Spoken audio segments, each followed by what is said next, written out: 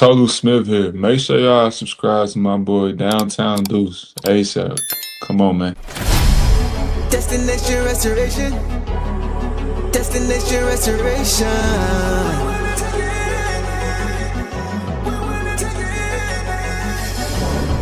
Destination restoration. Destination restoration. It's our time. Can you feel the elevation? We on a mission on vacation. Time to create the separation. Championships and motivation. 313 need no explanation. Miss me with all that conversation. We ready for the confrontation. Counting down to our destination. The final destination. Together all the time together. It's us against the world, it don't get no better. We turned it around, that was the beginning. Coming for the crown, you know we winning. Time to put in the work, I'm about to go for step. Taking our prisoners, it's my time. Yeah, I know that it hurts. Saying break out the church, you don't wanna see me in my prime. The mission is to ring, we're caught in everything. In the city, supporting the dream. Vision new I never seen, we deserve to begin. It's all or nothing, no in between. The clock is ticking and I hope you're listening. Don't touch me cause I'm sizzling. Physicality is tipping and mentality is menacing. The dog pound body's crippling. Now the clock is ticking and I hope you're listening. Don't touch me cause I'm sizzling. Physicality is tipping and mentality is menacing. The dog pound body's crippling. Yeah, feel the elevation. We on a mission on vacation. Time to create the separation. Championships and motivation. 313 need no explanation. Miss me with all that conversation. We ready for the confrontation. Counting down to our destination. The final destination.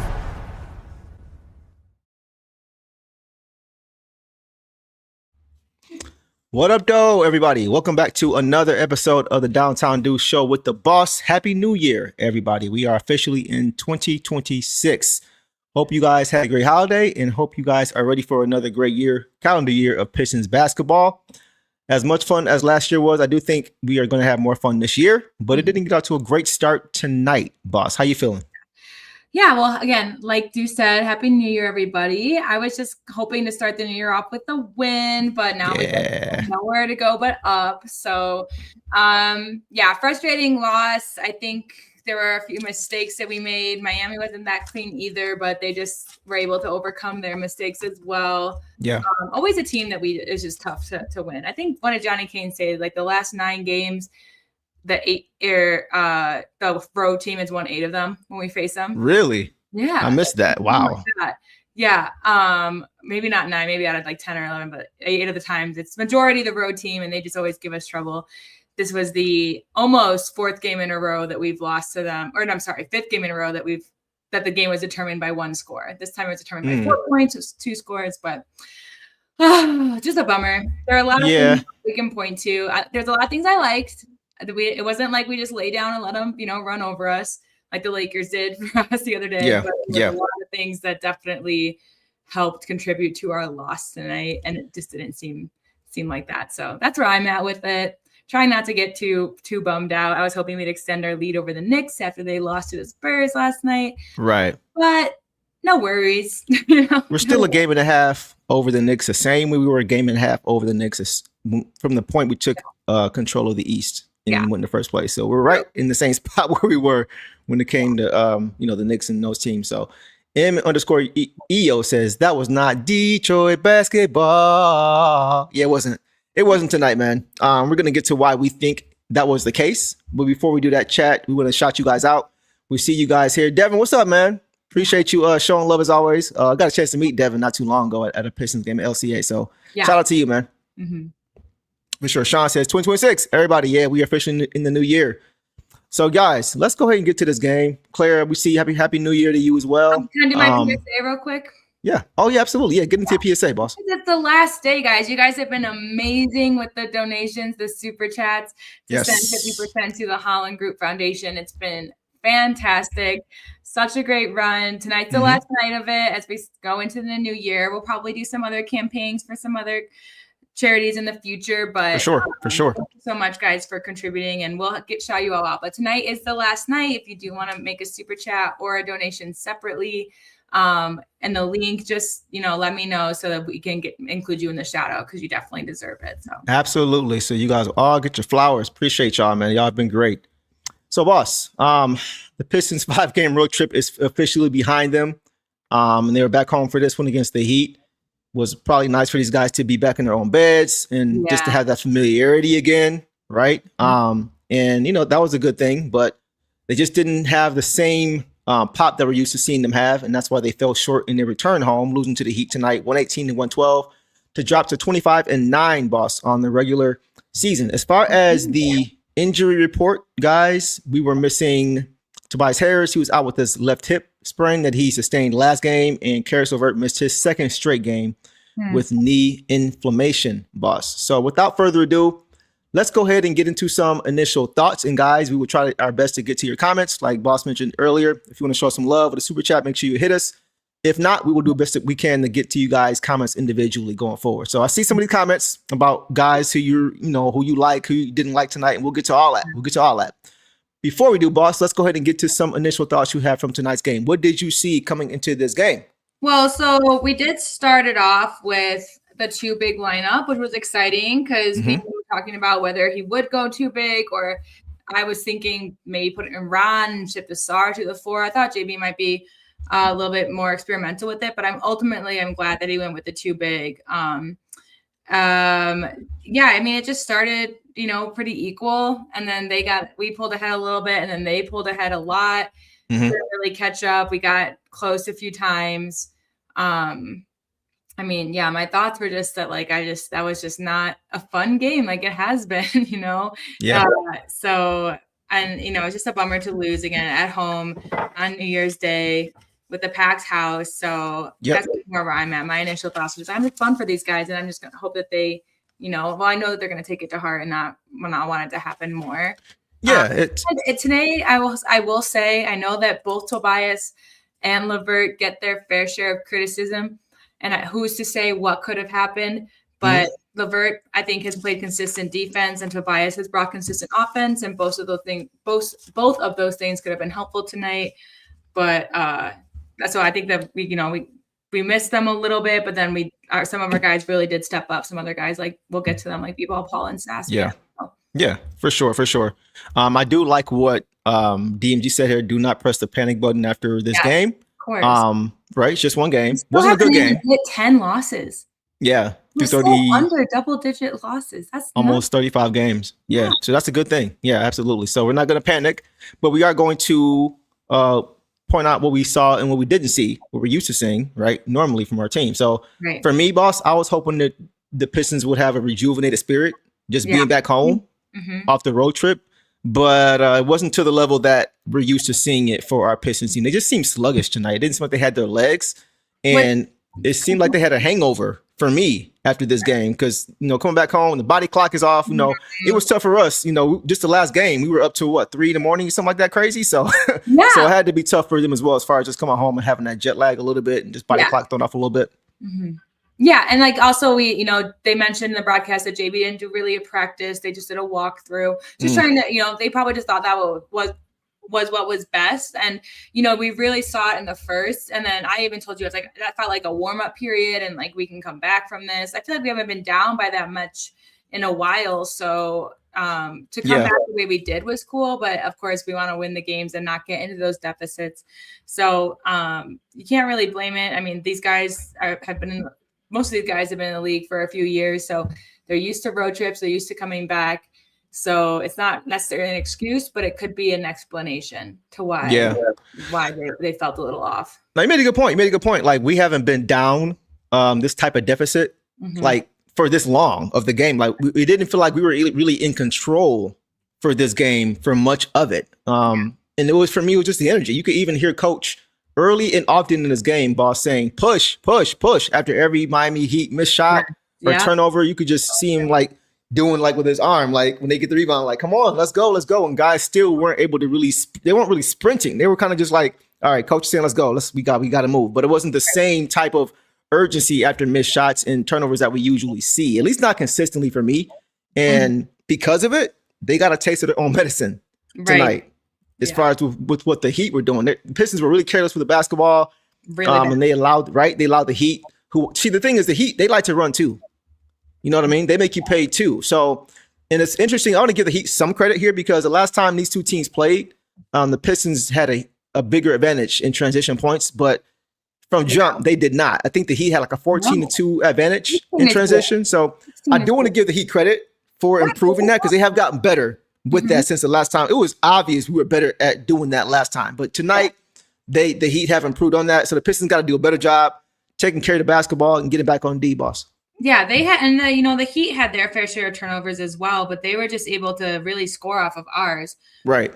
And so, and again, and some people have mentioned in the comments before, but it just seemed like they matched our game to a point of like running, but again, and we haven't had an opponent run the way we run like they do. I would say in a while. So it's kind of a wake up call for us. And I think we did pick it up a little bit on defense in the second half, but then our shots weren't going down. I don't like, and I told you, like, I don't like when we're down big or when they're making their threes, we turn into a try to turn into a 3-point shooting team, because I think we get best in the mid range and at the rim. So that never helps us when we go empty because we're trying to, get as many points as we can in a short period of time. Right, sure too. I get why they do it. It worked for Sass later on. Wu hit a big one for us, but there was a time in the third where I think, after a timeout, we went like 0 for 4 in possessions because we were just putting up threes that we shouldn't have been putting. Right. You mentioned that. So you mentioned that for sure. Yep. Yeah. And then just to mention it too, the Heat are an offensive team. They have 4 players that average over 16 points a game. Something that, I was hoping our defense would help shut down tonight, but they had guys pick it up where it wasn't. And Norman Powell was an issue. And he was definitely an issue. We had good defense, and I would say majority of the time, and they were just shooting over us. And then we started off with poor defense. I think we left a lot of guys open, got on our feet, but by then they were in their offensive rhythm. So like you said, credit to the Heat because they, despite their turnovers and their mistakes, they played a really good, well-rounded game. Yeah. And for me, it was like, it just wasn't consistent, boss, for the Pistons. Like you would see them pick it up, like in spurts, like their effort. In the second quarter, they picked it up. The bench helped them pick it up. Fourth quarter, same thing. You saw them pick it up, especially late in the game, but it just wasn't consistent. Even in the first half, they didn't close the game out well. They had a 1-point lead in the second quarter, and they didn't close the half out well. He ended up going up by 9 in a span of like 2 minutes. So they fell asleep. Defensively, they would bring it at times, and they would fall asleep, and they would allow the Heat to do what they want to do, which is, they turn us over and get out and run. So, and they're relentless. The Heat are relentless, man. We're pushing the pace. So if you have a lapse and they're knocking down shots the way like they were tonight, like Powell, you mentioned, had 34 points in the third quarter. Like that's a recipe for losing to a team like Miami. So exactly, it kind of bit him a little bit. And Powell, can give it up to Wiggins, and he's a threat. Who can give it up to Hawkins, and he's a threat. Who can give it up to Jovic, and he's a threat. So again, those are and Kalel, where I think we held him to a pretty decent game. Out of Bio too, like he had a good game as well. But with 15, we're only at 4 points and 13 rebounds, but he's one of those guys up there. That's just another thing too. They just totally out rebounded us tonight, and they did. I mean, and JD went out early, but at the start of the half, at the end of the first half, JD only had 5 rebounds, and both Adebayo and Ware had 10 each. 20. Yeah, that's big. That's big. And I think Stu had 4, but Stu, when Duran is in, I don't think Stu's more on the perimeter as a big. And when he's not, he's contesting at the rim. Right. So it's hard to be a pogo stick to contest at the rim, turn right around and get the board. He's looking for his backside help to get those boards. Like he had 5 blocks tonight, so I can't put any blames on him. So exactly. And I noticed it early too when Stu was shooting a 3 and Duran even try to get around an Adebayo box out. There's just some things that I'm just like, just the effort for a few people just weren't up there tonight. So I agree, boss. So let's get to some quick comments, and then we will get to some box score. Like I said, if we missed you guys, we apologize. Y'all know how to get back to us. What do we have here? A packed house, and they don't even wonder. They don't even try. Wonder why. Well, to me, I know where you're coming from, the Beast, but to me, I really do think it was just more so a schedule loss, is what you would call it, to where it's like you come off a long road trip and you just don't have your legs. That's not to make an excuse, because you want to see these guys try to bring it every game. Yep. But that's a real thing. Like if we're tired, if we as fans are tired because we're here talking about it after the game and it's late, these guys got to get on flights. They got to get back home. They got to get to sleep. They got to get up and go to a practice, or like you said, a walk through today because of the lack of sleep and things like that. It's a real thing. So not to excuse it, but it does kind of explain when you see these guys not playing to a certain level they usually play, you got to kind of look at why. Some factors that could be part of it. And I think for tonight, that was part of it. Fast Kim says, where was Danis? Interesting question. I mean, I think guys like Sass got a lot of the minutes that he may have gotten. And because he's played well, I'm not really mad at it. It's just, got to look at the roster and the rotations and the lineups and kind of see what works best. So I'm not mad at Sass getting minutes at all because he earned them from last game. So and I agree. We'll get into him more later. Go ahead. I also told you, especially because I think that Dennis is very good at offense and defense. He's someone that even I was like, whether it was for Duncan or even AT at times, I was like, these are minutes I'd rather put in guys that. Because Sass did start in the first, like not start, but he did start to get in the game early. Yes. In the first quarter. So to me, then it's like when we need a spark, you can't really, that's not who I'm talking about to bring in because you've already brought him in. Like when we need a spark off the bench, when something's not working with the lineups we have, then that's when I would bring in, DJ, like Paul Reed did it. Yep. So I would bring up like a Dennis. So I get it too, because there were times where I was just like, all right, I'd rather see Dennis because Duncan's shots weren't falling. He had a couple great cuts to the rim, which were great, and the basket early. He made 1 of 5 threes, but like we have another 3-point shooter in Danis as well, who I think just outdoes Duncan a bit on defense. So I would have just preferred to see him in some minutes in the second half. Yeah. But again, like, what we complain about, you just never know. Because if he had only gotten 2 minutes, then maybe I would have complained about him wasting another game that he's eligible, So never know. Yeah. If Sass was the replacement, then Sass was a good call. Yeah, for sure. I like what Camille says here. Then we'll get to the box scores. She says, hi, Deuce and Sarah. What's going on, Camille? When the Pistons don't get offense, I think he means from defensive rebounds and steals, they really struggle. Yes, when the Pistons often get stuck in the half court yes, exactly. So that's the thing. Like the Heat really made the Pistons play in the half court tonight. Well, and I think that was a big thing because the Pistons couldn't get stops for a big portion of this game. And I don't think Camille is referring to defensive rebounds. I think he's talking about offensive rebounds. That's something I think know. So? Okay, let me see again. Miami had hella. I mean, offensive rebounds and steals. Yeah, it comes, but like they had. Let me see. We had 6 offensive rebounds total, and they had 15. They had over double offensive, and we had the same amount of defensive, and they were scoring. Okay. They were scoring off of theirs. And I agree because usually we're a little bit more. That was my whole thing with Duran earlier too in the game. It's like usually we're a little more aggressive on the offensive rebounds. I think that we wouldn't even have hit 6. Yeah, Paul Reed had 2 of them. So I was going to say he was probably a big contributor. He had a fourth of them. So I think that we didn't get those second chance scoring opportunities. And I think also some of that comes from trying to come back by forcing up threes that we shouldn't have. Yeah, that's a good point too. Yeah, I also think the rotations are not set yet either. Yeah. They're still working through that because that's why we're still seeing different guys in different games and things like that. So I think as we get closer to spring, we'll start to see more and more of a set rotation, but they got to work through that. Yep. All right, boss. So let's go ahead and get to some individual box scores. Let's start with C2 tonight. Cade Deuce Cunningham, guys. Tonight he had 31 points on 6 for 16 shooting, 2 of 6 from 3, 17 for 18 from the free throw line. So as much as we complained about him not getting a whistle, he definitely got one tonight because he was aggressive and they rewarded him for that. Yes. Also had 8 rebounds, 11 assists, 7 turnovers is high. We'll get to that as well. 2 steals, 2 blocks, so 4 stocks is good for him as well. And he played 39 minutes, and we'll get to that portion of it as well. But boss, what did you see tonight from Cade? Gosh, it's such a mixed bag because for him to get from 17 of 18, for him to get 18 free throw attempts, that has to be a career high. I want to check. It's got to be up there. But the fact that he had that and we lost, come on, guys, come on. And then, the 6 for 16, I don't necessarily love, but that also goes into his free throws a little bit. 11 assists is great. The turnovers were bad, though. Some of those lobs, a couple of them, because I even told you that after the first one that he didn't realize he didn't notice the help side defense coming over, didn't think about it. And I texted you, I was like, oh, he won't do that again. And he did. He did it again. I know. A few of those, I was like, Cade, what are we doing here? And he's got a crazy high usage, man. Like, he's doing a lot for this team offensively. Absolutely. So, like, and I'm not gonna, I'm just saying, not to make excuses, but I'm just saying it is what it is. Go ahead. Right. And you know me, I'm always pro optimism and pro the plus signs. And of course he delivered great for us, 31 points in the minutes that he was out there, almost a triple double with 8 rebounds, right? 3 steals and 2 blocks. He plays great defense and everything today.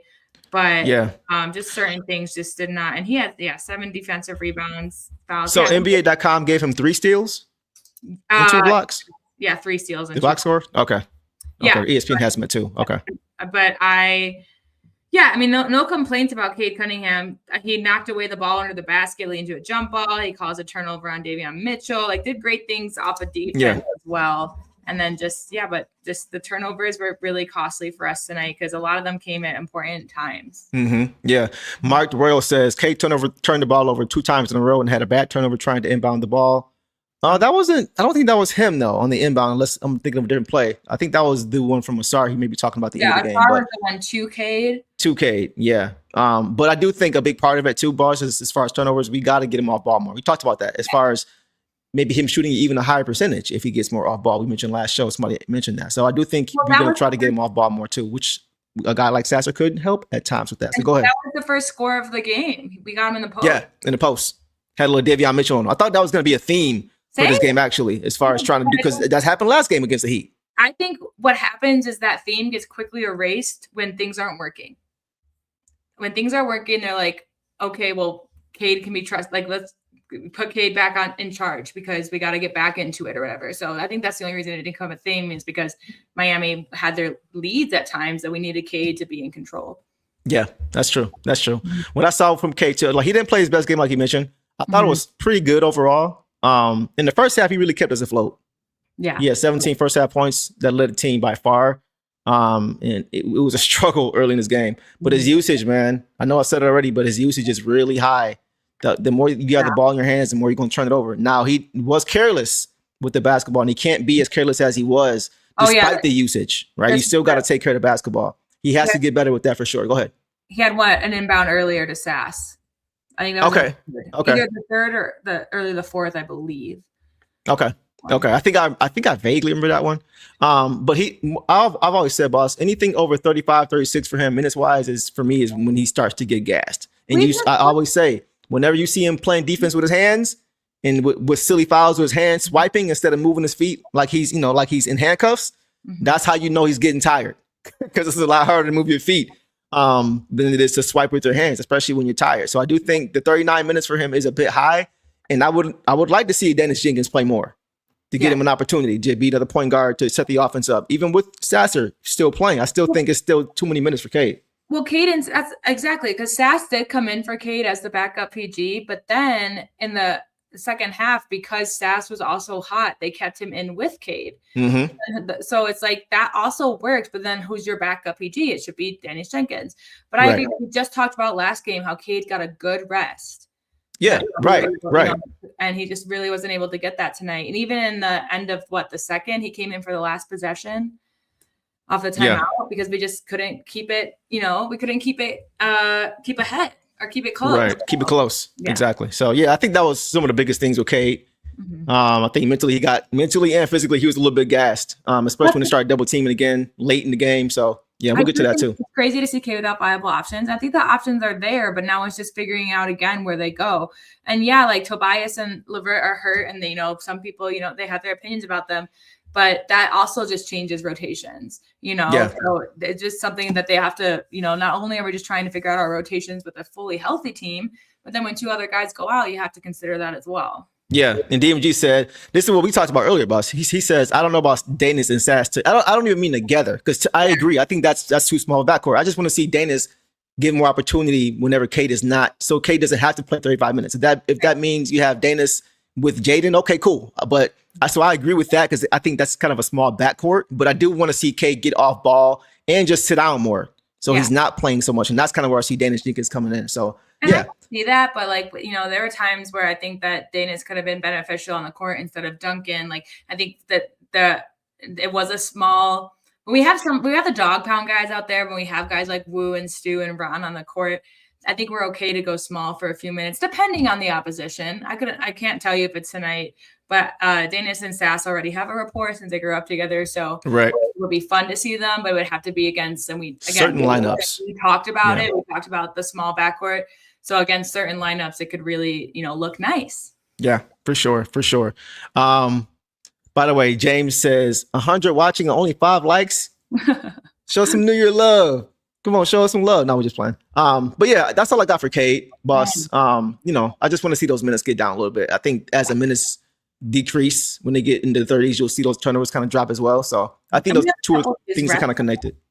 We have a couple days rest now. I don't think we play again until Sunday. Yeah. So now we have a couple days to. This is kind of I wish we had like a couple days since the last. Like I wish we played Miami tomorrow. So they had one more day of rest to adjust. Maybe. Now we have a couple days to really catch up and sink in and fall back into it. But like you, with this game, after the game that we played against the Lakers, I was really hoping they were going to carry that momentum into the new year. Yeah, I was too. Back again. There's no panic, but of course we're going to talk about what we did and didn't like tonight, which is no fun. I hate losing because I mostly hate coming on here and having to talk about it. I know. I already know. I'm so excited to talk to you guys when we win, but then when we lose, I'm like, I just don't want to. yeah, it's tough, but we gotta show up. We gotta show up and show out, and you guys do the same. But it's regardless. Tough, just like you guys know too. Yep. Yeah. Let's move on, boss, to Duncan Robinson. Tonight, guys, Duncan had 9 points on 3 for 7 overall, 1 of 5 from 3, 2 from the free throw line, 2 boards, 2 assists, 1 turnover in 20 minutes. Boss, take off. Sorry. No, you said Duncan? Yeah. Yeah, that's what I thought. Okay, I just want to make sure because I heard you listing off the stats. I missed the name for a second. Yeah, D-Rob. For him. He's blank. I was doing interesting. I just remembered. I was like, oh, well, I don't have to write down those layups. He had nice layup moves. It was good. He had a couple of forced threes, I feel like. I don't know. He just didn't do it for us. And the same thing, his minutes were, 20 minutes, that's perfect. If you're not producing for us, but you still are going to try to see if you can get hot, then 20 minutes is fine. Unfortunately, it just was an off shooting night for him. I hated seeing Simone. I mean, I love Simone, but I hated seeing Simone like drain his first 3 and then to struggle a little bit to get there. But like I said in the broadcast, it's been beneficial for both groups. We definitely would choose Duncan over Simone, I think. For me, it was just an off night shooting for Duncan. I saw the effort when he was out there. He was getting up and down, all that stuff. But I just couldn't bring it overall. Yes. Organic says opposing offenses are realizing that Duncan is food on defense. And that's what makes it tough, once again, guys, for a team that wants to hang their hat on the defensive end.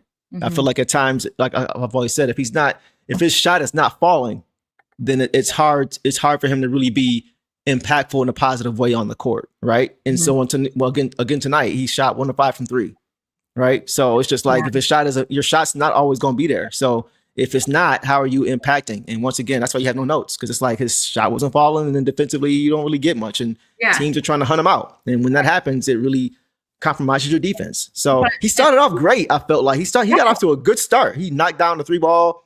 And when they extended too far to him, he had a nice layup at the hoop. So, but after that, he didn't really give us much after that. So go ahead. Yeah, I was going to say, I thought that it was later on that he hit that, but no, you're right. I think I'm thinking of Sass, because Sass started off slow and then got hot. Yeah, Dunk had his early. Yeah, Dunk hit his early, and then he had those 2. Yeah.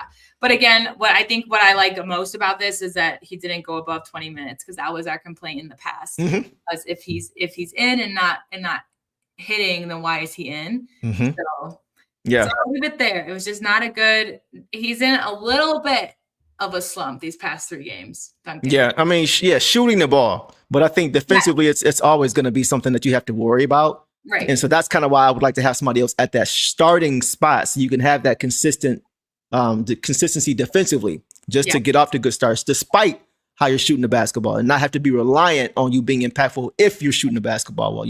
DMG says, sadly, our best shooters are our worst defenders. That's an interesting thought.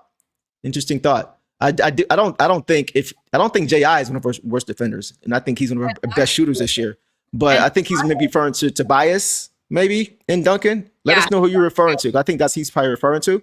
Because that's what I point out on offense as well. And what's funny is like some of our best defenders can be great shooters, like Stu and like Stu. Yeah.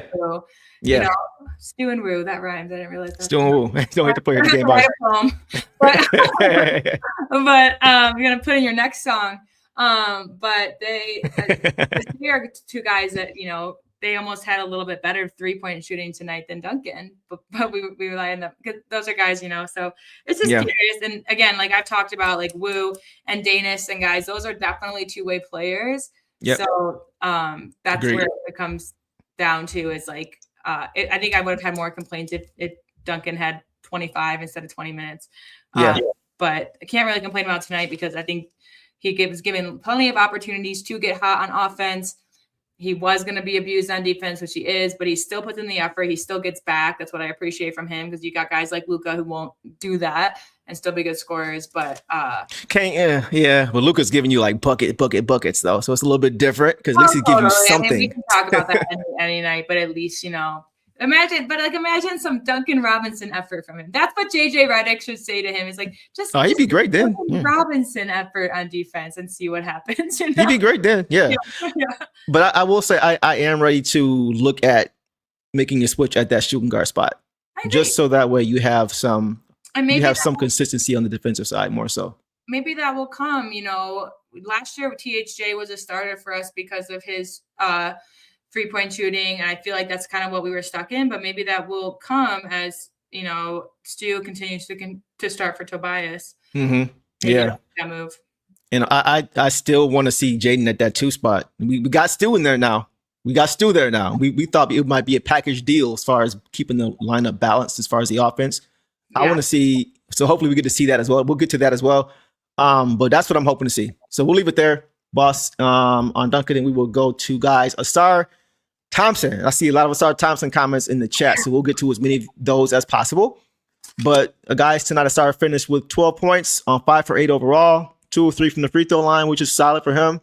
2 boards, 2 assists, 2 turnovers, 1 steal, 2 blocks in 30 minutes, boss. What you got? Look, I was ready to, you know, come in and like rip into AT a little bit because some of the stuff just didn't look good. But then the stat line, you know, proves a little bit otherwise. 12 points from him is great. 2 assists from him is I mean, with the turnovers kind of cancels out. The turnovers are just really bad. And I thought, you know, 5 from 8 isn't even that bad, but the misses were bad. Like the misses, you know, it's just something. It made me think of what Eric Vincent said a few shows ago about shout out Eric. When Asar was just in the sometimes when he's in the paint, it's almost like, what do you do? Like sometimes his decision making takes a little bit too long. Like today we saw him catch it at the top and he like kind of went up for a 3, but he took like 4 seconds to decide what he was going to do. No confidence. It gave the guys enough time to shift because if he had caught that and just dribbled in, he probably would have gotten the basket, but he kind of faked a 3 and then he was like, well, I don't know what to do. So I'll just dribble it in. And it led to a turnover. And it's just, and so there's just little things there that I'm just, because again, he's just so up and down with me lately. Like he has like 3 games in a row of great games and then like 4 off games and then a couple good games and then 3 off games again. Like it's just too much up and down. But he had that really nice rejection on Simone, which led to the Ivy and Duran lob. That was my favorite play that he had tonight. And he got aggressive on the floor a little bit in the second half. But yeah, like you said, a little bit of low confidence. The decision-making was just too slow tonight for me. I think that was his biggest downfall. Yeah, I mean, you know, I did notice too early in this game, guys. He found himself in JB's doghouse early. He only had 2 turnovers, but they were costly ones. First one was in the first quarter. It looked like he was trying to get an entry pass to Stu. And he just kind of tossed it over his head and turned it over. And then he didn't get back on D. He was lackadaisical off his own turnover, getting back on defense, and he allowed Bam to get behind him for a lob in transition. And JB quickly called timeout. Yeah. And I would imagine that was why. He did do a good job at times getting downhill and finishing. You guys all know I don't like to see him catching and creating. I like to see him catching and finishing. And he did have a nice play or two where he would do the swing through Euro and get to the hoop and get a finish. Yes. But I still don't want to see that consistently. I still would rather see him just trying to be a finisher. He has the athleticism at times to be able to get away with it, but more times than not, he's not scoring. It's either a miss or a turnover. And I just don't want to see that consistently. And you mentioned the shooting. It's becoming more and more of an issue now. Yes. Because the lack of perimeter shooting for him once again was glaring. Like they're letting him. They're like, please take that shot. They're giving him like 10 feet of space, and he has no confidence right now. Boston, a 3-point shot. No. You probably saw it. It played in the second quarter where the ball found him top of the key, and he was wide open. Exactly. And instead of taking the shot in rhythm with confidence, he tried to barrel his way to the hoop, and he tried to go off glass and didn't even catch iron. Yep. So it's starting to become an issue, right? As far as where he's just not a threat at all from out there, and it's starting to become, for me, a little bit concerning, boss. Well, and then for me, like again, that was the example I used, and just the decision making too, is because if you know you don't want to take a shot at the three, like Paul Reed came in and did it beautifully. He get at the top of the key, and we know he can shoot that, but he would immediately decide to dribble it in and give it up. But Asar just hangs there for a minute. So that was my it's just the confidence for me. Like if as much as you're working on it in practice, you gotta at least take it when it's there. Not saying force them, but if you're open, you gotta shoot it with confidence to at least try to keep the defense honest. Or if you truly aren't ready for that, you can't take 4 seconds to decide. Then you dribble it in strong, because that's how the defense was able to rotate on him so fast. Like you dribble in strong, and then they let the defense collapse and kick it out. Or you know your next move in case they give it to you at the top of the key, because they're giving it to you for a reason, probably not to shoot it, but to keep the ball moving. Yeah. So for me, I think it was just, despite his box score, because it's not that bad, but despite it, like I'm just, a lot of someone said in the comments, momentum killers, like a lot of the stuff that just kind of made me like, I feel like centered around Asar tonight, unfortunately. Yeah. And so I'm just, and confidence has been something that's been a theme of his, and we've been talking about this whole season. And I told you I got to see a man in person, and I've watched the Rockets. Like that kid just goes out and plays like he knows what he wants to do. And I feel like AT has moments, he has games, he has stretches where that's the case. Yeah. But then he gets in his head, and like you guys in the chat have even mentioned like you'd be like, he needs to get out of his head, especially if you're going to be a guy that they're trying to run the offense through. And that's the thing. I don't think they should. Exactly. I don't think he. And I think maybe a big part of it too is because when they played with I forgot the name of it. Was it G League Ignite? I think was it what team they played with before they came in to be? I can't remember. But I think Amin was the point guard, and he was more so the wing. So I think Amin is just more comfortable with the ball in his hands and making plays and looking for his own offense. I think that's kind of the difference here. Let's get to some quick super chats. Before I do that real quick, the last thing I want to mention on the side was that big turnover down the stretch. What do you think?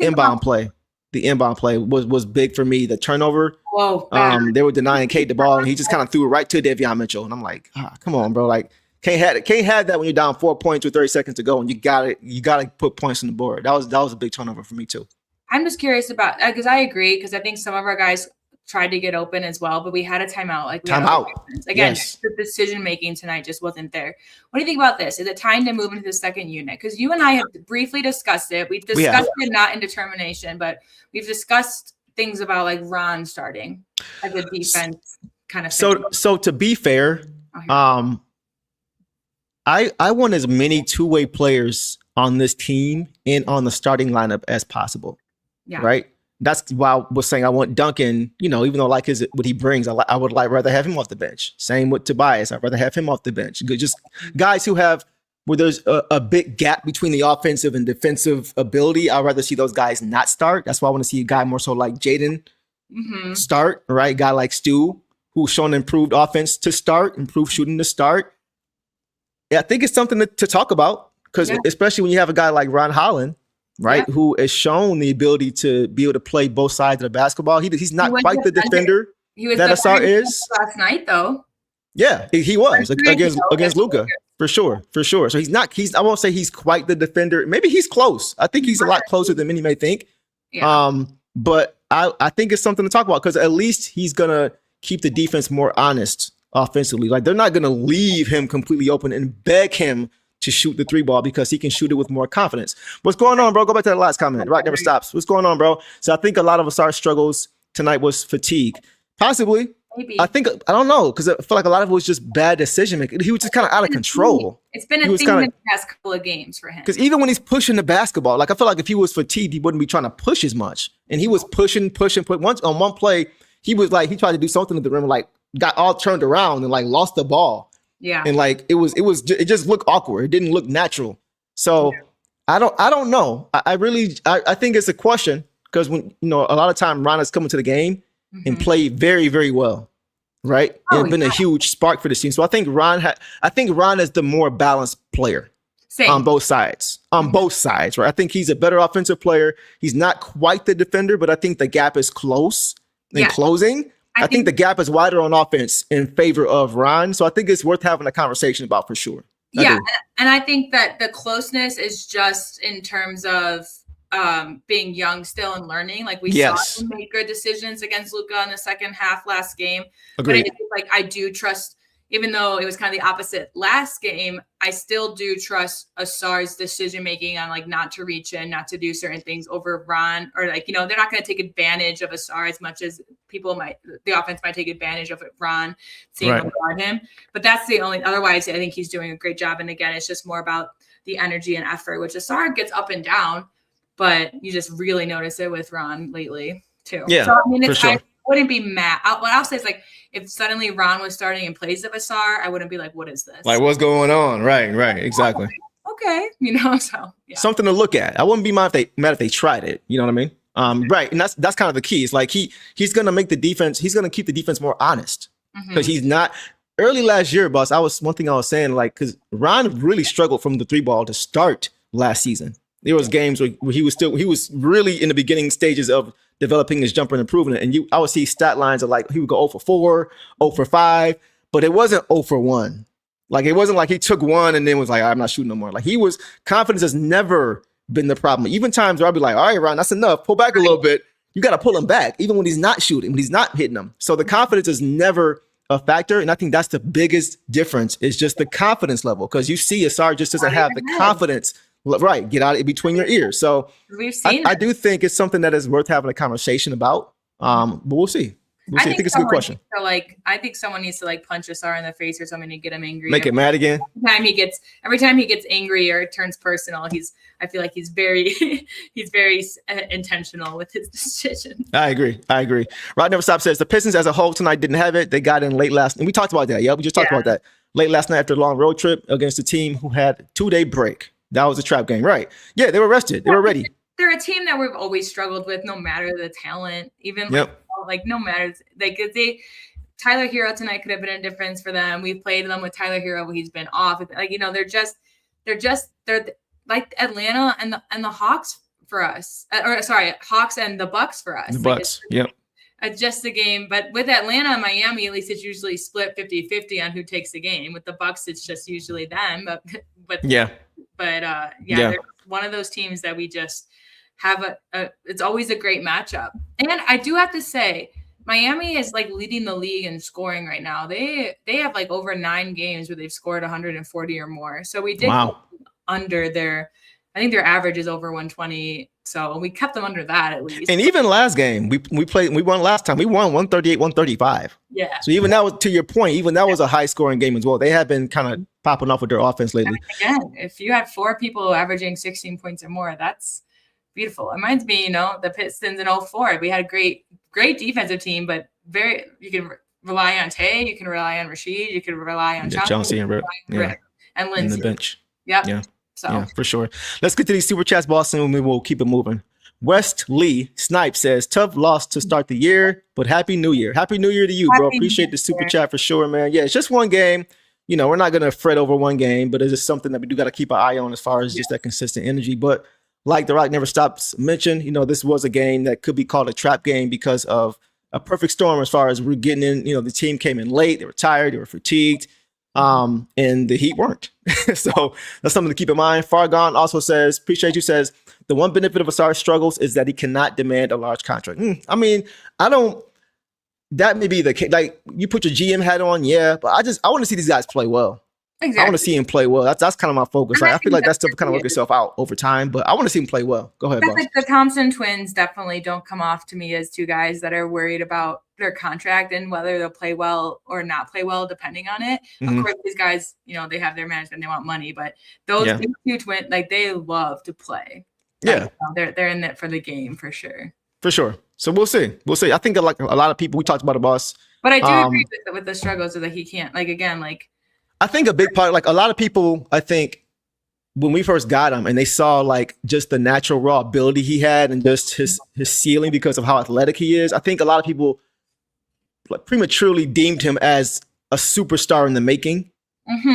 And I think for him, in order to get to that level, a lot of things has to go right. Like he has to put a lot of things together. He has to, I'm not saying he can't.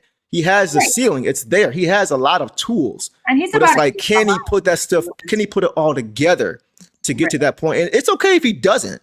I just think a lot of people kind of like gave him that title of being a superstar in the making because of the raw ability. It still has to be developed for sure. Go ahead. Yeah, and I think it's just, he was a little bit behind because of his blood clot, but I can't make that excuse anymore because it's been a while. It's been a while, yeah. Seen these things from him that we know that he can hit because we've seen him do it. We've seen him have these really great defensive games that helps turn offense, whether it's him or his teammates. And we've seen him be confident on the court. So like someone mentioned, it might be fatigue, it might be a few things, but overall, the box score wasn't terrible, but what we expect from just Asar tonight, some of the mistakes he made were just in very crucial moments. Yeah. So it wasn't a great game from him, but we'll just see how it progresses throughout the season, boss, and kind of go from there. But I definitely think he's all NBA defense level for sure. Yeah. No question. About it. He still is disruptive, and nobody wants him on them. So for sure, absolutely not. Yeah. So we'll keep it moving, boss. And let's go to Isaiah Stewart, guys. Isaiah Stewart had 6 points on 2 of 5 shooting, 1 of 3 from 3, 1 of 2 from the free throw line, 4 boards, 2 assists, 2 turnovers, 5 blocks, 4 in I think the first quarter, which was insane. First half? Was it first half, first quarter? Was it first half? First half. There are 2 in each. Okay. Okay. Sorry, 1 and 3. In 30 minutes. So, boss, take off on what you saw from B Stu tonight. Yeah, I mean, my notes are just block on Wiggins, block on Jovic, block on Wiggins, block on Ware. Yeah, that was crazy. On the perimeter. Then he had another block. I didn't see who it was on. And then he had that crucial tap away at the end of the fourth to cut that helped cut the deficit to 5. Yep.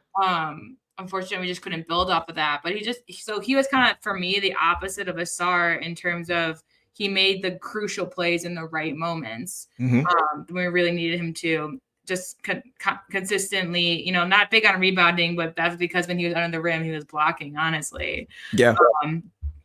The 2 for 5, he had some shots, not terrible point wise, 30 minutes, especially with Durant going down, expected.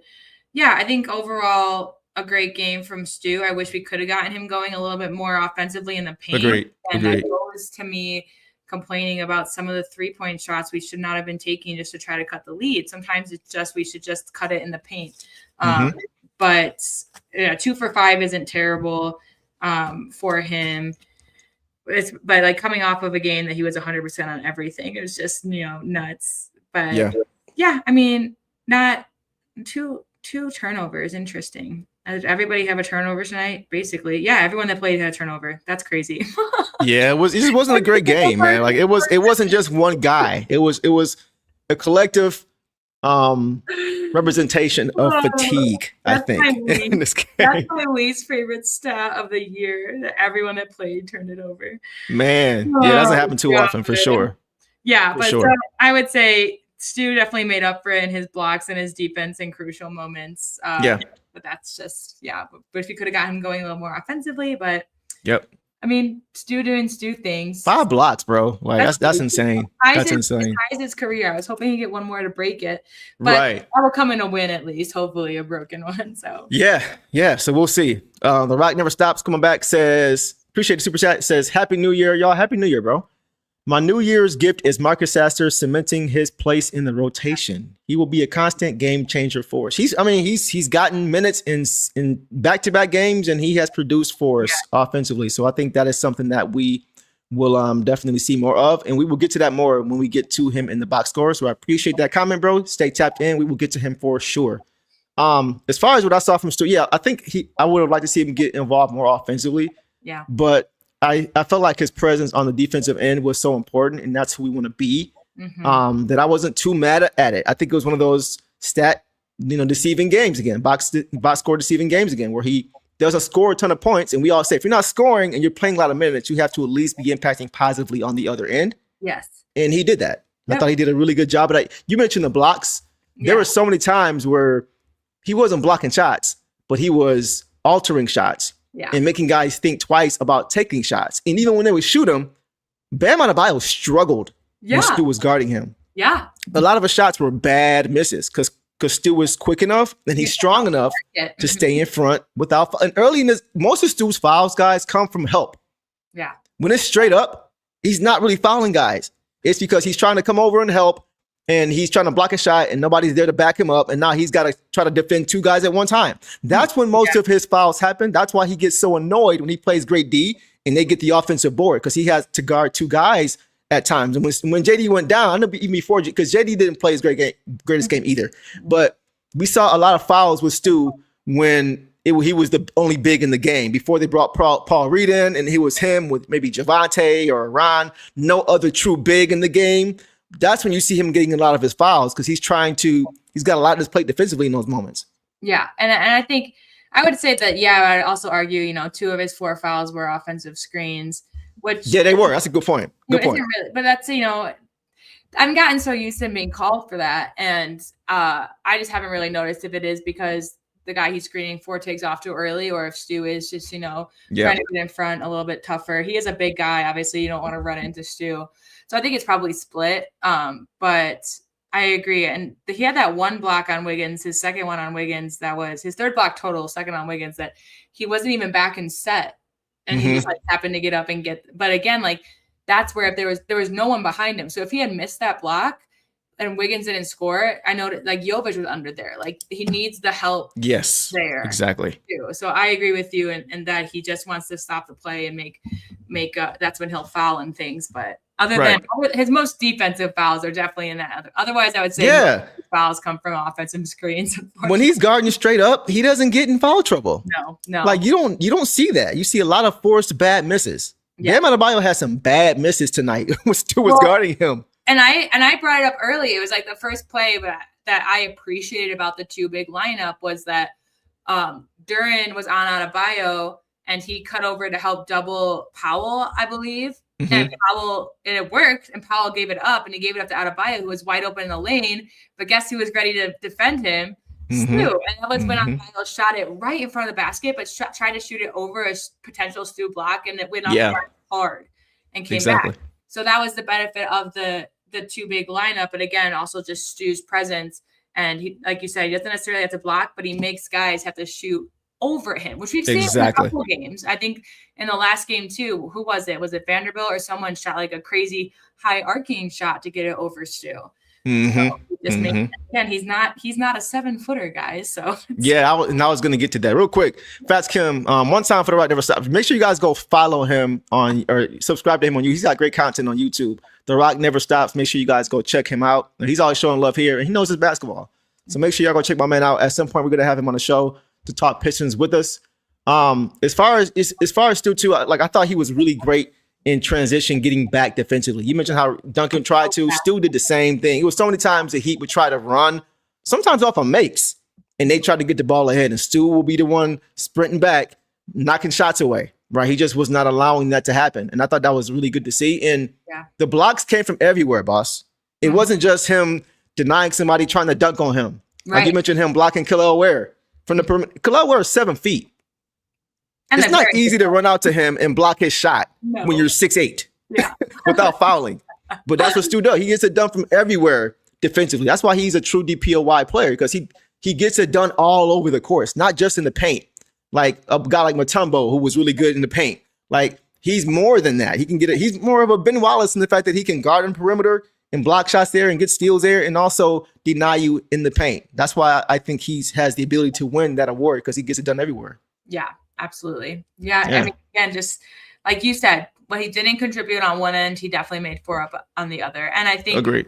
Again, for me, some people mentioned the zone that they adapted in the second half, which leagues are picking up, or teams are picking up on the league that we struggle against. Just certain things just really kept us out of the paint, and I think that's the only reason he didn't go harder on offense, because we know that he was attacking at certain points. So yeah, for sure. So we'll leave it there on Stu, guys. We will go to JD, who left this game early tonight, guys. JD had 12 points, 6 for 12 overall, 5 boards, 1 turnover, 1 steal in 18 minutes. Boss, what did you see from JD? Yeah, I had no notes for him again, because he was just doing, what we expect him to do. Just obviously he went out with an ankle injury, so I'll only talk about what I saw before, but still, I just didn't see as much aggressiveness on offensive rebounds. But I don't know what JB was telling them. JB could have been saying, just get back on D because these guys are fast. So don't worry about it if they miss. That might have not been a priority tonight. Who knows? Yeah. The 12 points was good. My favorite JD play was basically Sass lobbing it to him and him coming out of nowhere again. Sass lob it up, and I was like, was that a shot, or that's gonna be way off, and him finding it. So he was still at the rim presence for offense for sure. But otherwise, 1 foul that also isn't bad. Oh, this is what I didn't like for him tonight. The refs guys were clearly giving Miami Heat the whistle. Man, they were, especially in the first. The minute that you Ron or Sass or Cade, the minute they got touched, or they touched someone, they got the whistle, but Cade could bring it full court with the guy hanging on him, pulling on him. He doesn't get the whistle. Yeah. And again, we can blame it on the refs all we want, but even JJ Redick said this about the Lakers game, and he wasn't necessarily blaming the refs or the Pistons, but he was just blaming his team. And what I'm about to say about Duren is that some of Duren's shots in the second, he would look for the contact instead of being I want the basket here, let me just throw it up and hope for a whistle. And that's not how we can play. Because if Cade played, we've seen Cade play that way very little, but usually, he'll just aim for the basket or he'll pass it. By that time, it was cemented that the refs weren't going to give us the easy whistle. And so that's when you need to make better decisions, JD. And if you can't get it in the basket or you don't think you can get a shot off, then you need to push it out. You can't. And because before he would shoot it, and before it even touched the rim, he would have his arms up immediately. I agree. Yeah. And that's something we talk about also, is you can't play with reliance on the whistle. You got to play as if the whistle's not coming. Yeah. Right. We don't want to fall into the habit of guys who not foul bait, but I'm not saying he foul baits, but guys, they do foul bait in the league now, and they expect the call. And when they don't get it, it affects them. It was a few times and JD has gotten better with it. I saw a lot last year and a little bit early this year where he wouldn't get the foul call and he would just throw his hands up and not get back on defense. And that happened tonight a few times. And he was getting hacked. He was getting most games. He's not getting a fair whistle in the paint, for being honest. Guys are always hanging on him, right? We're used to it, though. Despite that, you exactly, Devon. You can't allow it to affect your transition defense. And so many times you saw Bam Adebayo, when that would happen, beat him down the floor. Routinely beating him down the floor. Off the miss, JD's like this, Bam's like this. And then when JD realizes now he's trying to catch up and now somebody has to rotate over for him, and it's probably going to be a guy not big enough, and now you got all these, it just puts so much pressure on your defense when he doesn't sprint back down the court.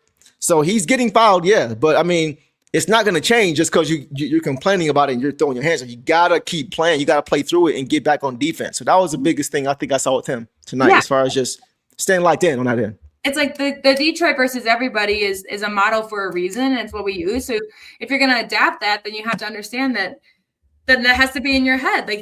No, you can't be complaining. If it's Detroit versus everybody, then you're aware of that and you're still making smart decisions, and you're not trying to rely on, like people say, put the onus on the ref. Put the onus on the ref to call it, but you still got to make good shots. You still got to make good things, because you can't mind read them. You don't know if they're going to call it or not. Yeah. Sometimes there's no foul and they call it. I'm all for it. I'm all for that. If both teams challenge twice and win all of their challenges, investigate. That means that the refs are getting it wrong.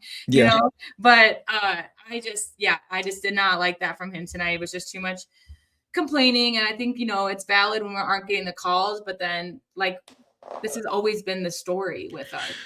It's what we always say too. Let coach do that. Exactly. Like let JB get on him.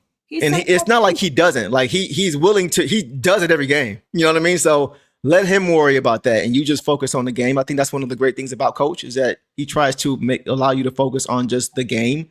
Yeah. And then dead ball, he's talking to him. You know, so that's the only thing with JD. I hope he's okay more than anything. Hope he's not, you know, sidelined for a few weeks. So we just got a taste of the two big lineup with Stu. As soon as Stu comes to the game, JD gets hurt. It's just very unfortunate. So I hope that he's not out long so we can get a bigger sample size of what that looks like.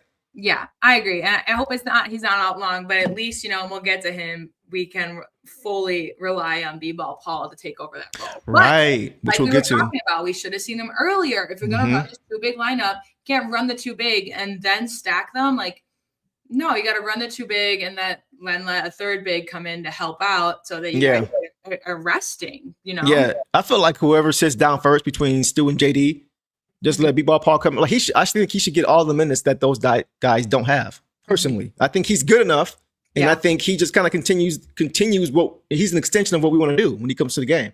Yeah, and he's only getting tonight, which we'll get to later. Yes. But that's all I got for JD. Let's go ahead, guys, and let me get to the super chat first before I forget. I want to get DMG back in here. DMG says Kate needs help, and time's running out to find it in house. January is going to be the true test for this roster. Let's see what the guys are made of. We're going to get into a thick part of the schedule here, guys. We've been playing some teams who are pretty decent, but I think this month we're going to play some tougher games. We're going to be at home more, right? We got a homestand coming up, but we're going to have some tough opponents coming in. So I think Trajan and JB are going to use this time to really evaluate what we have because, like we always say, the deadline is, I think, February 5th of next month. So if they are going to make a move, you know, this is going to be the time to figure out if they need to do that. Just kind of seeing what they and that's another reason I hope JD is healthy because we really want to see how these guys look when they're whole to be able to evaluate and see what you need. So yeah, it's gonna be an important time, DMG. So we'll see how it plays out over the next month or so. Yeah, right. I agree. So January will be a test for a lot of teams. For a lot of teams, I agree for sure. All right, guys, let's go ahead and go to the bench. Let's start with Jaden Ivey tonight, boss. Tonight, J.I. had 2 points. Very quiet night from J.I. offensively. 1 of 4 overall, 0-2 from 3, so he did not shoot the ball well tonight. 1 board, 3 assists, 1 turnover in 21 minutes, boss. What did you see tonight from J.I.? Yeah, just another guy I didn't really have notes on, and just couldn't contribute when he was out there. 21 minutes isn't that bad. It's comparable to Dunk's minutes, but, you know, he had more scoring than Ivy. I'd say Ivy had pretty good defense. He had no fouls. I think he did well on that end, but nothing like, you know, in terms of stocks and stuff. Not a great shooting night, but for me, you know, we've just been so excited about Ivy based on his trajectory and how he's been playing the last 3-4 games, especially the last 2. So I was, you know, wanted a big night from him tonight. We didn't get it, but again, some things were just a little bit off with the team. So I'm in no rush to jump to conclusions about Ivy having a bad game after having two really good ones. But of course, I just wish he had it a little more. Also, 1 of 4, like not great, but 4 attempts in itself isn't great for a guy that we need to be our second, or not need, but like who we've been wanting to be. Who we're looking to be. Yeah. Be our second off. So he needs more attempts on that end. Yeah. Overall. So he just wasn't getting them. I think for 3 assists, so he was dishing it out at least. That's the most assists behind Cade, which is crazy. Right. I do like that he is getting more minutes. Yeah. Finally, he was anytime he's in the 20s, I think that's good. Like he definitely needs more minutes and shots.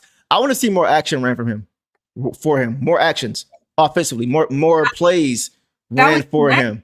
Like, no, tonight he created his own. He took it full court for that layup. That was his only basket. Yeah, that was it. I agree. They need to find him more there, or, you know, when he's on the court, make him the ball handler to help Kate. Like one of them has to be, because it wasn't, if he had scored more, then it would be a more clear picture of like, okay, the Cade and Ivy connection is there, but that wasn't it tonight. Yeah, he's got to be more aggressive for me. Like I need more than 4 shots. Bro, I need him to be more aggressive. If he's going to be that guy, and I think he can be that secondary guy, he's got to be more aggressive, man. Just Devon, just looking for his offense. Just like the way Sass is coming in, looking for his offense, looking to get guys involved. And I know they're bringing him along slowly, but I think at this point he has enough rope now to start really. And even if it means he makes mistakes here and there, Yeah. I don't care. Like just look to be aggressive, look to get downhill, look to get guys involved, and look to take pressure off Cade. That's the biggest thing for me. So I want to see him be more aggressive as we go forward for sure. Sass's first three was an air ball. You Yeah. know? So, but then he made up for it. So that's the whole point about being aggressive and trusting in yourself and still putting up shots. Like if Ivy threw an air ball, okay, but then he would make up for it. Just get him going. Just like you said, just take those shots, be aggressive. And I don't think the coming on slow is valid anymore. Now we've had multiple games. Yeah. He played over 20 minutes. Agreed. Tonight he didn't play more only because of his lack of offense. Mm-hmm. And so now I think it's like, no, Ivy's back and he's here. So now it's just time for him to feel comfortable, which is something that I felt from him. So that's just another sign to me that something was off tonight with multiple guys not feeling in rhythm and not feeling comfortable. Right. No, I agree. I think like, because we were praising when he first started playing, we were praising his ability to be able to fit in with this team. We were praising that, how he wasn't trying to take things into his hands too often, taking bad shots, not, just trying to play one-on-one ball. Like we were praising the fact that he was just trying to fit in. Mm-hmm. So now we just need him to try to fit out a little bit more. And it's that balancing act we talked about, boss, as far as like, we can't be, upset with him last year in previous years for feeling like he wasn't being a team player. And then when he is being a team player, now he's not doing enough and looking for it. Like you gotta give time for the adjustment if you're going to ask for that to happen. Right. So and that's why I'm not in much of a rush. I won't say rush, but I'm not panicking as far as tonight because he has looked good since he's been back overall. And I'll say that he has looked his most confident when we're ahead, when we're looking good, when we're looking confident. So to come in and have to clean up like a 20-point deficit, like I think for him, it's that same mindset that we talked about early on. Like, I don't think he's taking these shots because he doesn't want to hurt the team. Mm-hmm. So now it's like maybe he doesn't, gets in those deficits and doesn't want to hurt the team. So even more. His wrist. Right. I think he's going to snap out of that and be like, no, Ivy, like, we trust you. Like, go find your shot, go find your rhythm. Because these other guys out here who aren't, putting up great, like Duncan was still trusting his shot, even though he was off. Like, like we are willing to do that. And JB, we've seen him tell the guys that was the right thing to do. That was okay. It's fine. Keep shooting. Like, we've seen him do that. So I don't think JB would object to Ivy trying to put up a couple shots to get hot. Right. That's exactly. Just don't. Yeah, exactly. That's the biggest thing. And quick comments here. I'm going to put a post and then a response. Jay says, y'all giving up on Ivy too soon. It's reminding me of people saying trade Duran last year. Yeah. Now we were one of the few that was like, this is why you don't trade a guy this quickly. That are in the Ivy but boat, Ethan had a good response and said, nobody's giving up on Ivy here. That was high on him. Right. We're just asking him to step it up. That's literally it. 100%. So I think both of you guys are right. Go ahead, boss. And I've been on this show a short amount of times, and I appreciate the guys that have been here through it all with the chat.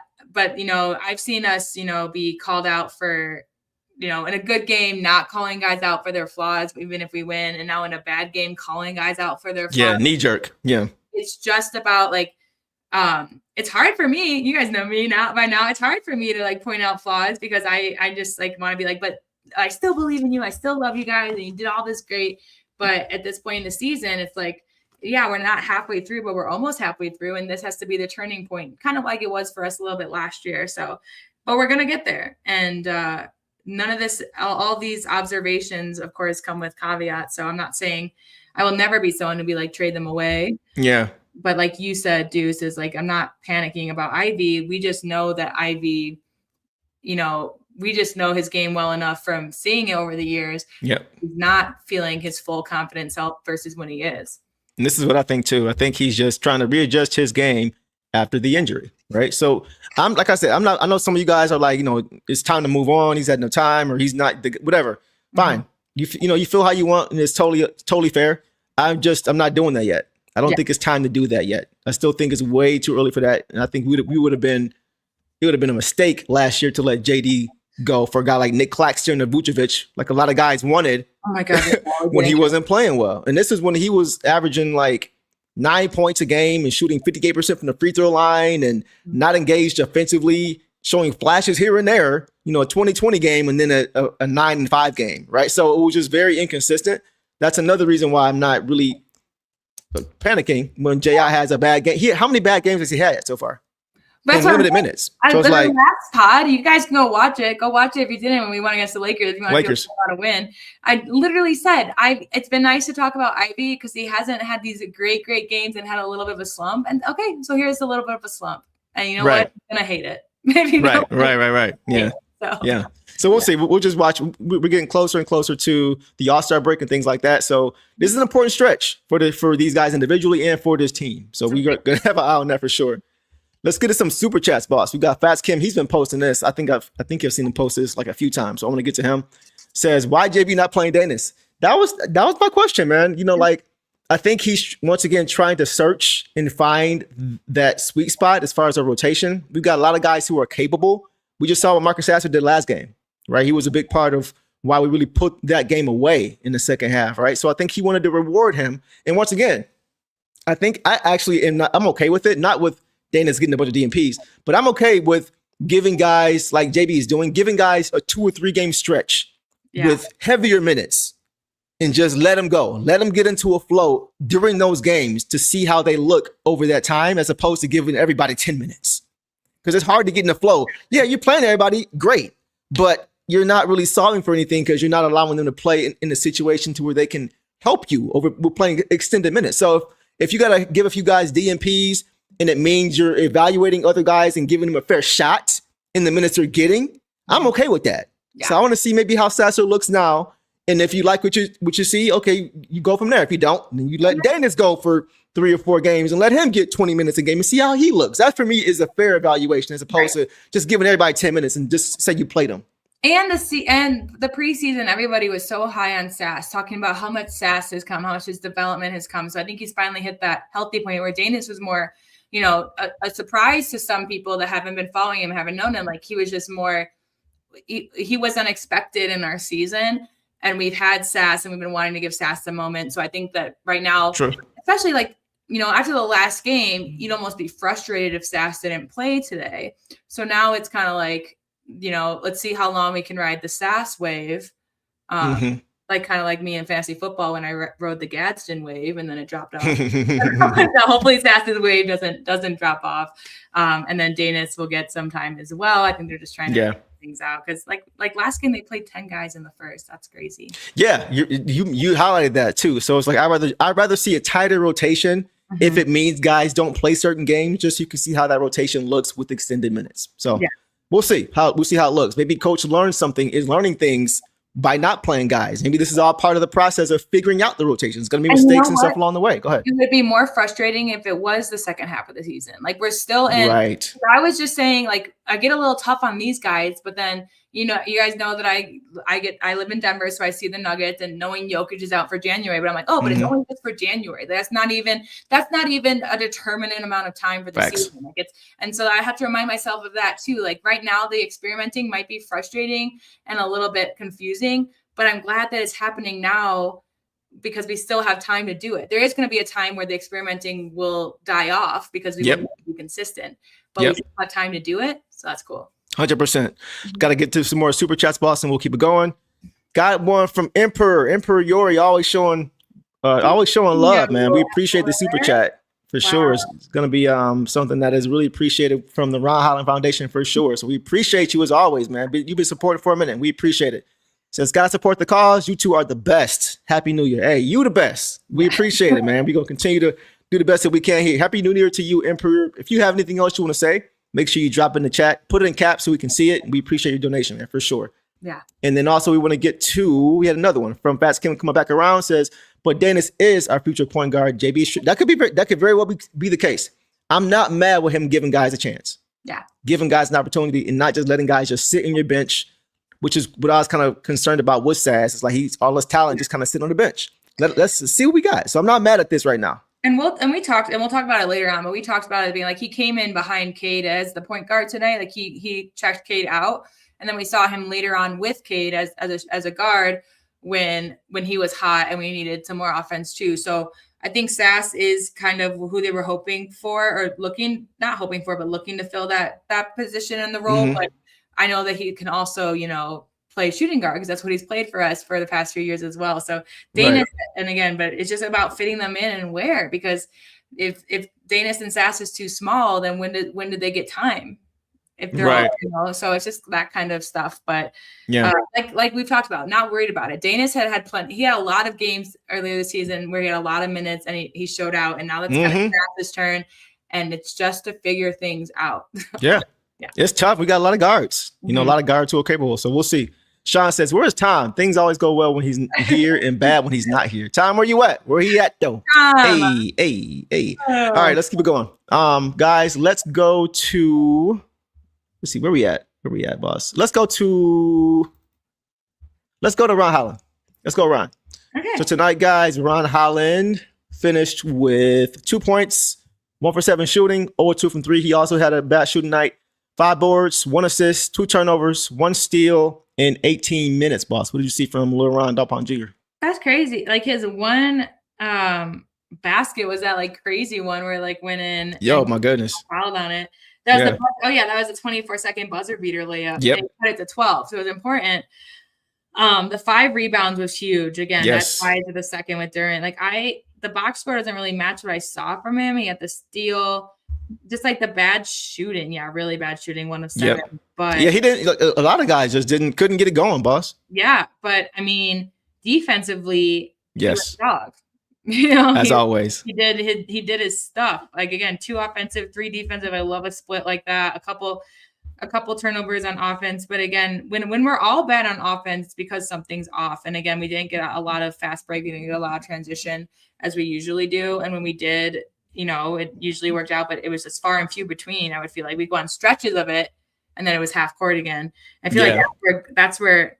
I mean, Ron thrives. That's like when I was talking about Tobias maybe being better earlier, because I think Tobias is much better at half court offense. Agreed. I did it way earlier, but they were running. What would Tobias do to help us? Well, they were stopping our transition offense. So Tobias would have been better in the half court offense for us. However, though, you're right. But however, I feel like if we brought the defensive intensity that we should have brought, we would have gotten in transition more. Absolutely. So it's like, what came first, the chicken or the egg kind of thing. You know what I mean? Yeah. Go ahead.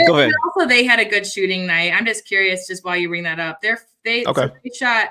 I mean, we shot 47% and they shot 43%. So maybe I'm just. Wow. Really? Overall? Yeah. But it was the 3-pointers. They made 14. They were 35% at 3, but they made 14 of them. Okay. We were 30. We made 9. We made 9. So it was just a couple. But I mean, that's still not that big of a difference. I don't know. So maybe you're right. Maybe the defense. I just felt like when we had good defense, they executed their offense. They did. You're right. Even in the half court, because they ran a lot. Even in the half court, we were trying to make a little run. Yaquez would knock it down the shot. You would see, Powell knocking down the shot. Yeah, like it was tough. It was just tough. That was mostly, I think, the difference in the game, and both teams had them. But I think. Again, we drew within 6 towards the end. Like we made it close at time. We came back, but I think that was the biggest difference. But anyways, I agree with you still, of course, if our defense was better. But anyways, with going with Ron, I wasn't necessarily mad at his game tonight because he played lower minutes, 17.5. That's expected. I think he did great on defense. He caused some disruptions.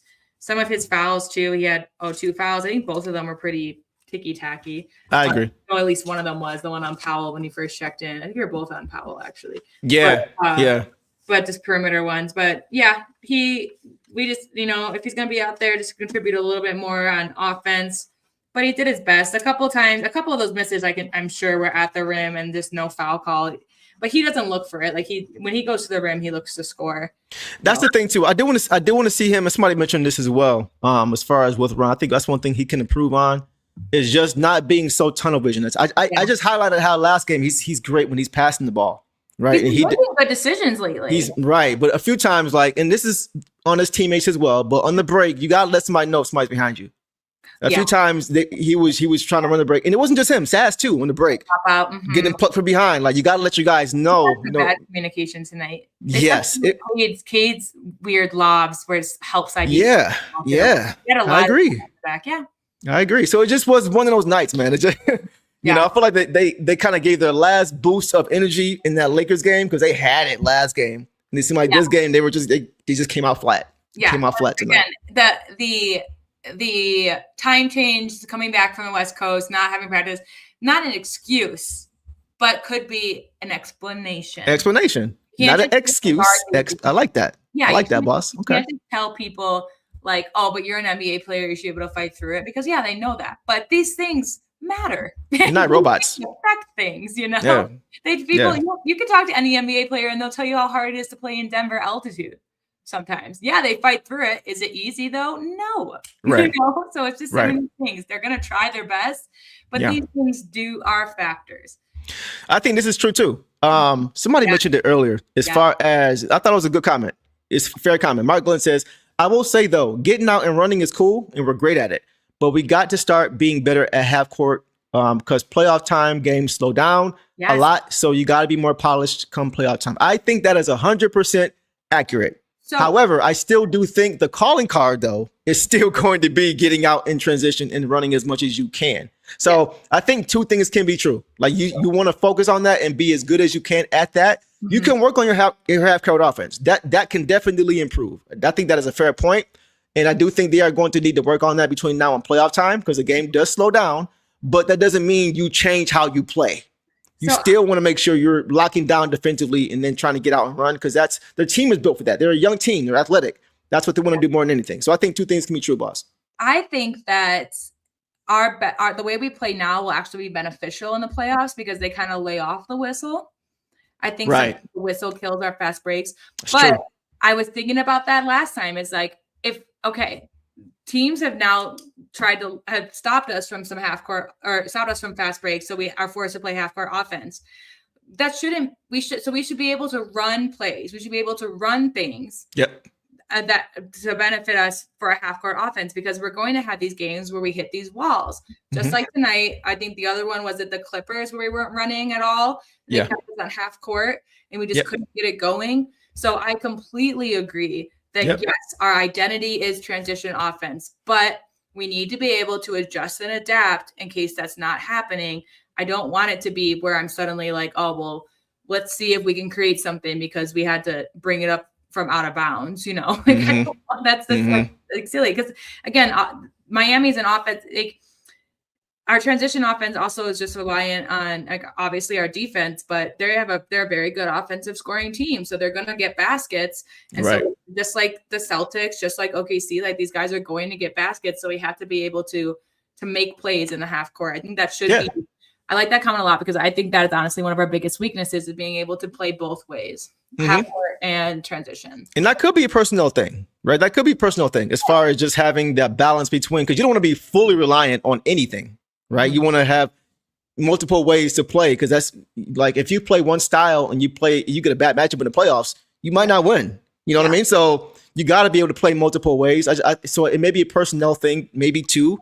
And maybe that's something Trajan has to address, which is maybe why we're trying different lineups to see who can combat that and who plays better in the half court offense. Maybe that's why you see a guy like Marcus Sasser a little bit more right now. Right. So argument for Tobias off the bench because I still think Tobias, he has been our second leading scorer in many games this season. Thanks. Him, Duren, and Cade are like the three that score the best. So, but his is better because, you know, when he gets in transition, he just throws terrible lobs. So in half court, he sets it up. He backs it down. So I think he's someone that you could help build a half court offense around or help teach guys how to, you know, he's a perfect vet to help teach these young guys how to act in offensively. Don't come for his defense because that's not what I'm talking about. Offensively in the half court. So. Yeah, I got you. And who knows? It may be a game or two in the playoffs where Tobias wins just a game that's close because of his ability when the game slows down to be able to just go get buckets when we need it. So you never know. 16+ scorer for us. We were just talking about Miami's 4 guys with 16+. We have 3. I would say 3. I would say Cade, Duren, and Tobias can all get 15+ in a game. But yeah, for sure. But you want it just a little bit more. But like again, like the Duren ones usually come from Cade usage in his assists. So like you just want where you take off of some usage, some pressure. And get out there. So. I agree. So I think you guys make good points. Yes. And they're all going to be things we're watching over this next month to see how these things play out for sure. Yeah. So let's keep it moving, guys. Boss, let's move on to Savage Wu. Javonte Green tonight, guys. Javonte Green tonight finished with 11 points on 4-7 shooting, 1 or 2 from 3, 2 from the free throw line, 3 boards, 1 assist, 1 turnover, and 1 steal in 26 minutes, boss. What did you see from Woo tonight? Yeah, one of our better players. Just great defense. Again, only 2 personal fouls. We had one right when he came in, and I don't know when the second one happened, but I think he played really well. He had that big 3. He had that. His assist was that nice find B-ball for the bucket. 11 points is just great. He got, cleanup crew again tonight, rebounds. Again, his defense is always reliable. 4 from 7. That's, one of the higher percentages we had tonight. So It was a great game for Wu overall. I just think some things, he could have had an even better game if the flow was different, but he goes out there and gets it done. And 26 minutes is exactly where I want to see him. And tonight, 26 minutes tonight was great. And I think he can even, do better in that amount of time in other. I do too. But tonight he held it down. It was a very, again, consistent game from Wu. Yeah, solid game, right? He's a great connector. He's a guy who's not really going to hurt you on the basketball court, like we always talk about. Mr. Chess Ready says, I think he says, Chess Ready said, Mr. What you need, coach. He always says that, right? Yeah. He likes to do things that this team likes to do, right? As far as pushing the pace. He's another guy, boss. We talk about who can grab and go, who can board and push. The Rock says, Never Stop says, Javonte was the first sub off the bench tonight before Ivy and Ron. What should we make of this? I mean, I think what we make of it is that he's a guy you can trust. Yeah. He's a guy you can trust. How many times have we said it? We said it, boss. How many times do we see him come to the game? You're like, come on, bro. What you doing? Yes. And it's defense. It's defense. And I think that's why because he came in, because I noticed it too. I texted this to you too. So thank you for bringing it up there, Ak, because we talked about it a little bit.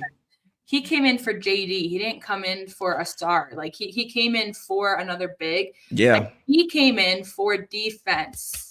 Because exactly. We were playing okay at that point. It was the first sub. We weren't down by anything or whatever, but it wasn't an offensive guy that we threw in. He could have thrown in Ivy right away. He could have threw in some guys right away, but he chose to stick with the defensive intensity of Wu. Yeah, I mean that's how we're built, right? That's where it starts. So I thought he did a great job of just kind of putting us in a good position to be able to do what we want to do, right? And even though we were able to get on transition a lot, whenever he got the rebound, he was trying to push. He got fouled on one play where he pushed. He went coast to coast and went to the rim. They didn't call anything. I'm like, what in the world is going on? I swear the refs are just like, hey, don't let Detroit touch people, but if they get touched, just keep your mouth shut. Yeah, swallow the whistle. Until the fourth, crazy. Try to let them back in, Crazy, man. He had a nice dunk on Khalil Ware. Nice poster on Khalil Ware. Nice. He had a big 3 late in this game too. Like that angle 3. That's his shot. That's his shot, and he knocked it down again.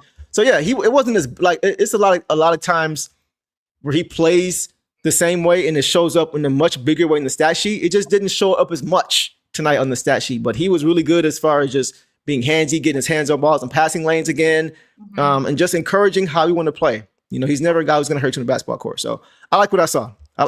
He plays a lot bigger than he is too. I think he's like 6'5", 6'6". Right. He plays like he's 6'8" sometimes. Like he plays a lot bigger than his size. That's just the toughness part too.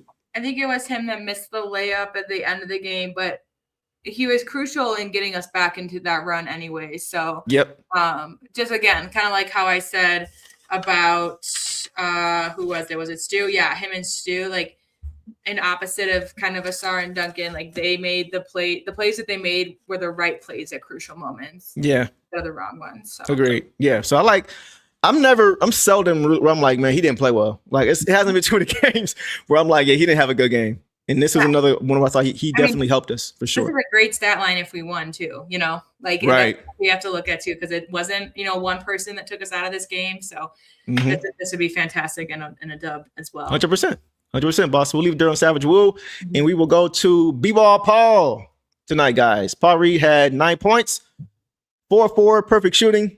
Missed 1 or 2 free throws, 1 or 2 from the free throw line. 7 boards, so 9 points, 7 boards, 1 assist, 1 turnover, 2 steals in 12 minutes, boss.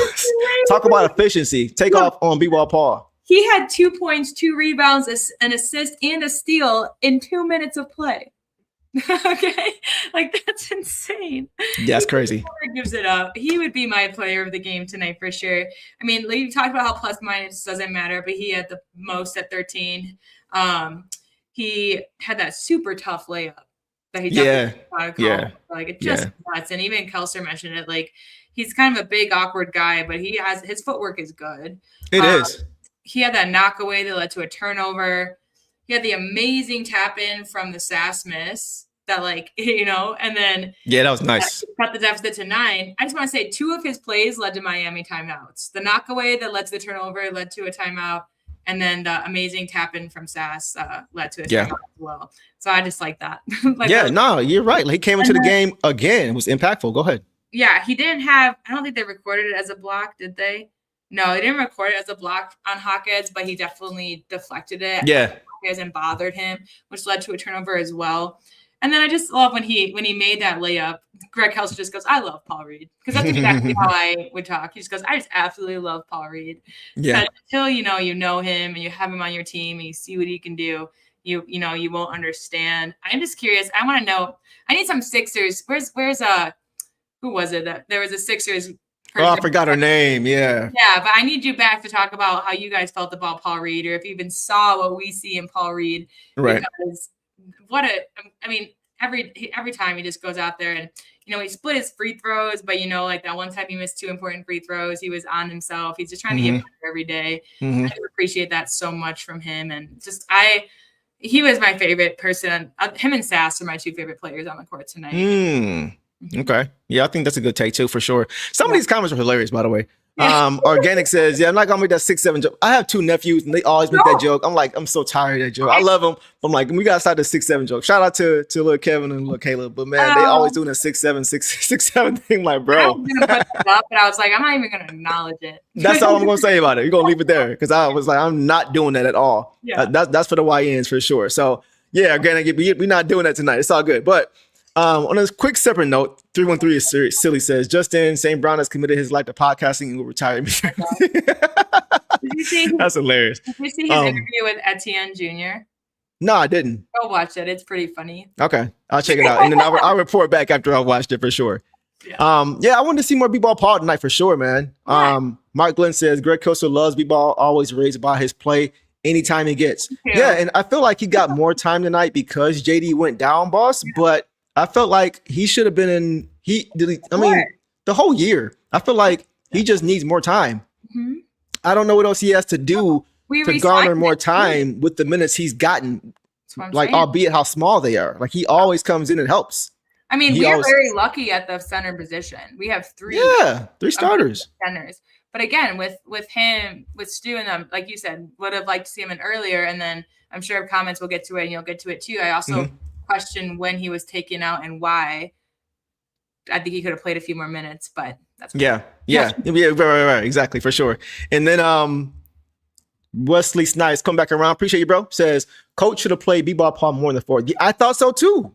I thought so too. He played some heavy minutes in the 3rd when JD went out, and then we didn't really see him much after that. We saw him in the beginning, and then and then that was pretty much it, right? You already back in. He got a standing ovation from the crowd. Yes, 100%. Yeah, so I would have liked to see him more. That was one of the things, boss. We were saying we want to see him more. One of the positives of having Stu and JD was we thought by default we would see more Paul Reed, but it just really didn't happen. It hasn't been consistent. But I do like how he stays ready. Right. Yeah. I do like Sean mentioned it. He stays ready. Guys like him and Dennis, those guys, he stays ready. He doesn't come in as like he's not prepared because he expects to not play. Like, he's always ready to play, and he shows it, man. So The Rock Never Stops says Philly fans loved Paul Reed. Yeah, that's what I heard too. I heard a lot of fans were really sad to see him go when he came here. And somebody else mentioned it too. We have him for a bargain. We got a lot of these guys for, I don't want to say cheap, but we got them on really nice deals. So that's another good thing to have as far as just the depth piece as well. But I gotta see more of him, man. I gotta see more of him because we mentioned how at times JD he will complain about fouls, and that's when guys like Bam would sprint down the court and get behind him and be able to get to the rim.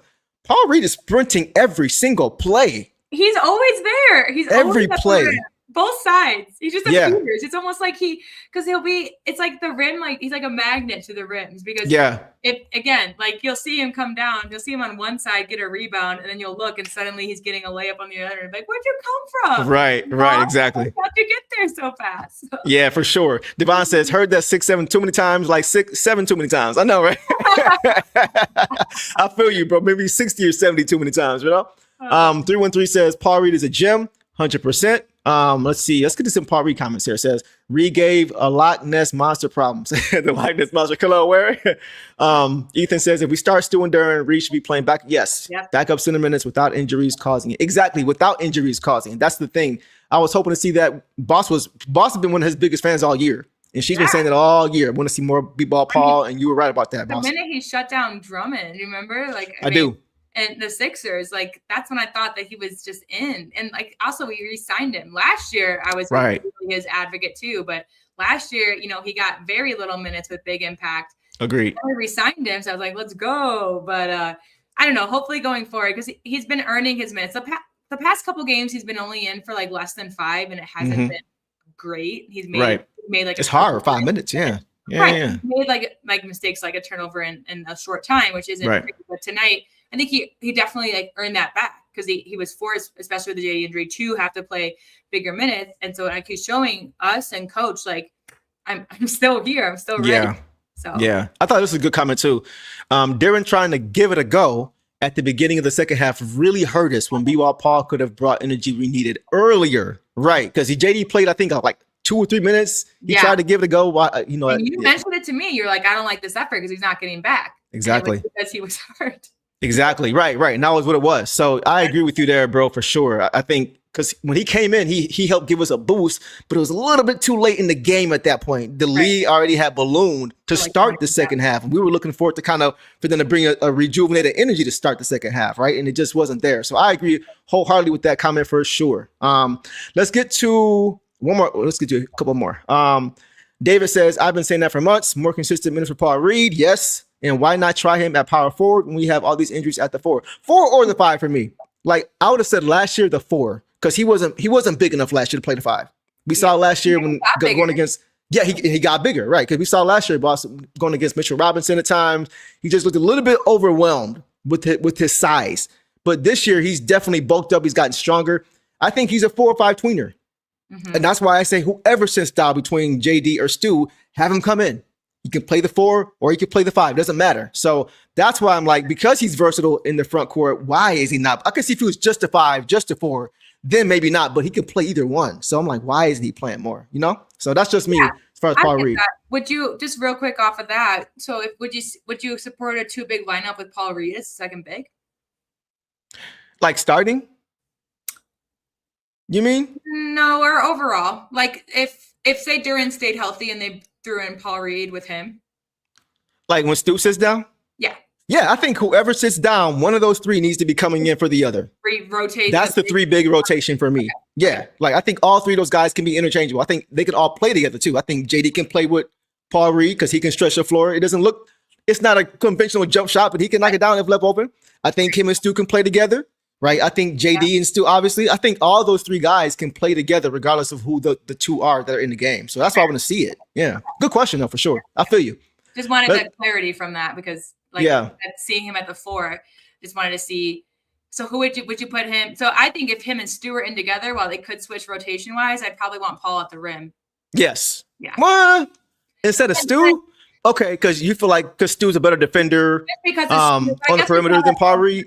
We saw that. We haven't really seen Paul Reed on the perimeter, though, have we? As far as guarding on the perimeter? Bit. But like we see a lot of that? Like today when JD and Stu were in together, I mostly saw Stu. I guess I kind of switched because I would see Stu at the perimeter shooting, that's when he shot his 3 and JD was down low. But then I also saw JD start at the top on defense. And then Stu met the guy up. I guess it's hard to say because Stu is so good in either spot, man. He's like defensively, I want Stu. Defensively, I want Stu at the rim, and offensively, I want Reed at the rim. Okay. Yeah. That's where I'm at. Yeah. And the thing is, and you can go either way because both of those guys, if left open, can knock it down. Yes. So Reed 3 in a while. It's been a little minute, hasn't it? Been a little minute. Yeah. Let's go to one more thing, because somebody mentioned Tolu Smith. Yeah, like We got a super chat I wouldn't too. mind giving him okay, we'll get to that. I wouldn't mind giving him a shot either. Oh my you god, know? exactly. That's the I know how I other feel about thing. Tolu, Like, for sure. we haven't seen Tolu in a little bit because of injuries, but like that's 4. I mean, we guys go watch Tolu play, and Yeah, he's a dog, man. so fun. He's like Paul Reed, and the fact that he just never stops, and he will do it. Yeah. He doesn't stretch the floor like Paul Reed, but in the paint, his motor's crazy. He's another what you need, because if he's not scoring Right. on offense, then he's doubling down on defense. Agreed. He's also bigger than a lot of guys. Yeah, he's our tallest guy. He's 6'11", but also just wide. Like, yes, I could see him just running, trucking people over to the basket, 100%. Yeah. Let's get to one more in the super chat. Says, I can see a bench rotation of Reed, Harris, Holland, Green, and Sasser, with Ivy replacing Duncan in the start. Bro, that is exactly what I want. Mm-hmm. And then mix in some Danis in there, like between Danis and Sass, matchup wise, go with one of those two guys. That's 100% what I see. It gives you a nice balance of offense and defense, and maybe even a little Duncan in there, depending on the lineup. If you're not going to start Duncan in spots, but not as much as he's playing right now. I agree with that. Go ahead, and that lineup right there, I see 1, 2, 3, 4 of those 5 people can shoot threes. Good catch. So I agree. that's The spacing is good. Then you're like, well, what about the 3? What about Duncan's offense? Well, some of those guys outshoot Duncan sometimes in games. So, yeah, I mean, tonight Green made just as many threes as Duncan did. So. Yeah, and you're gonna get the defense from Green too. That's the thing, when the shot's not falling. Also, like Holland can shoot threes, but I can't confidently say he's a 3-point shooter yet. And once again, if his is not falling, defensively you're gonna. So I think this is a good lineup for sure. I'm looking to see some of these kind of changes happen soon. So we'll see. Once again, over this month, we'll see how these things kind of shake out. But good comment. Let's get to our super chat and then we'll keep it going, boss. Great Tate Debates 3038 says, B-Ball Paul was a winning player at Philly. Oh, yeah. Glad he is ours now. Sasser is a dog. Fanboys like me want to BTA the Knicks. Yes, of course. Any response to that, boss? I just love the energy. This is, yeah. I could have written this. So I love the energy. Love it. I definitely appreciate the comment and the support. Absolutely. So. Absolutely, man. We appreciate that comment and the support. So let's keep it moving, boss. Let's move on to, let's go to Sass.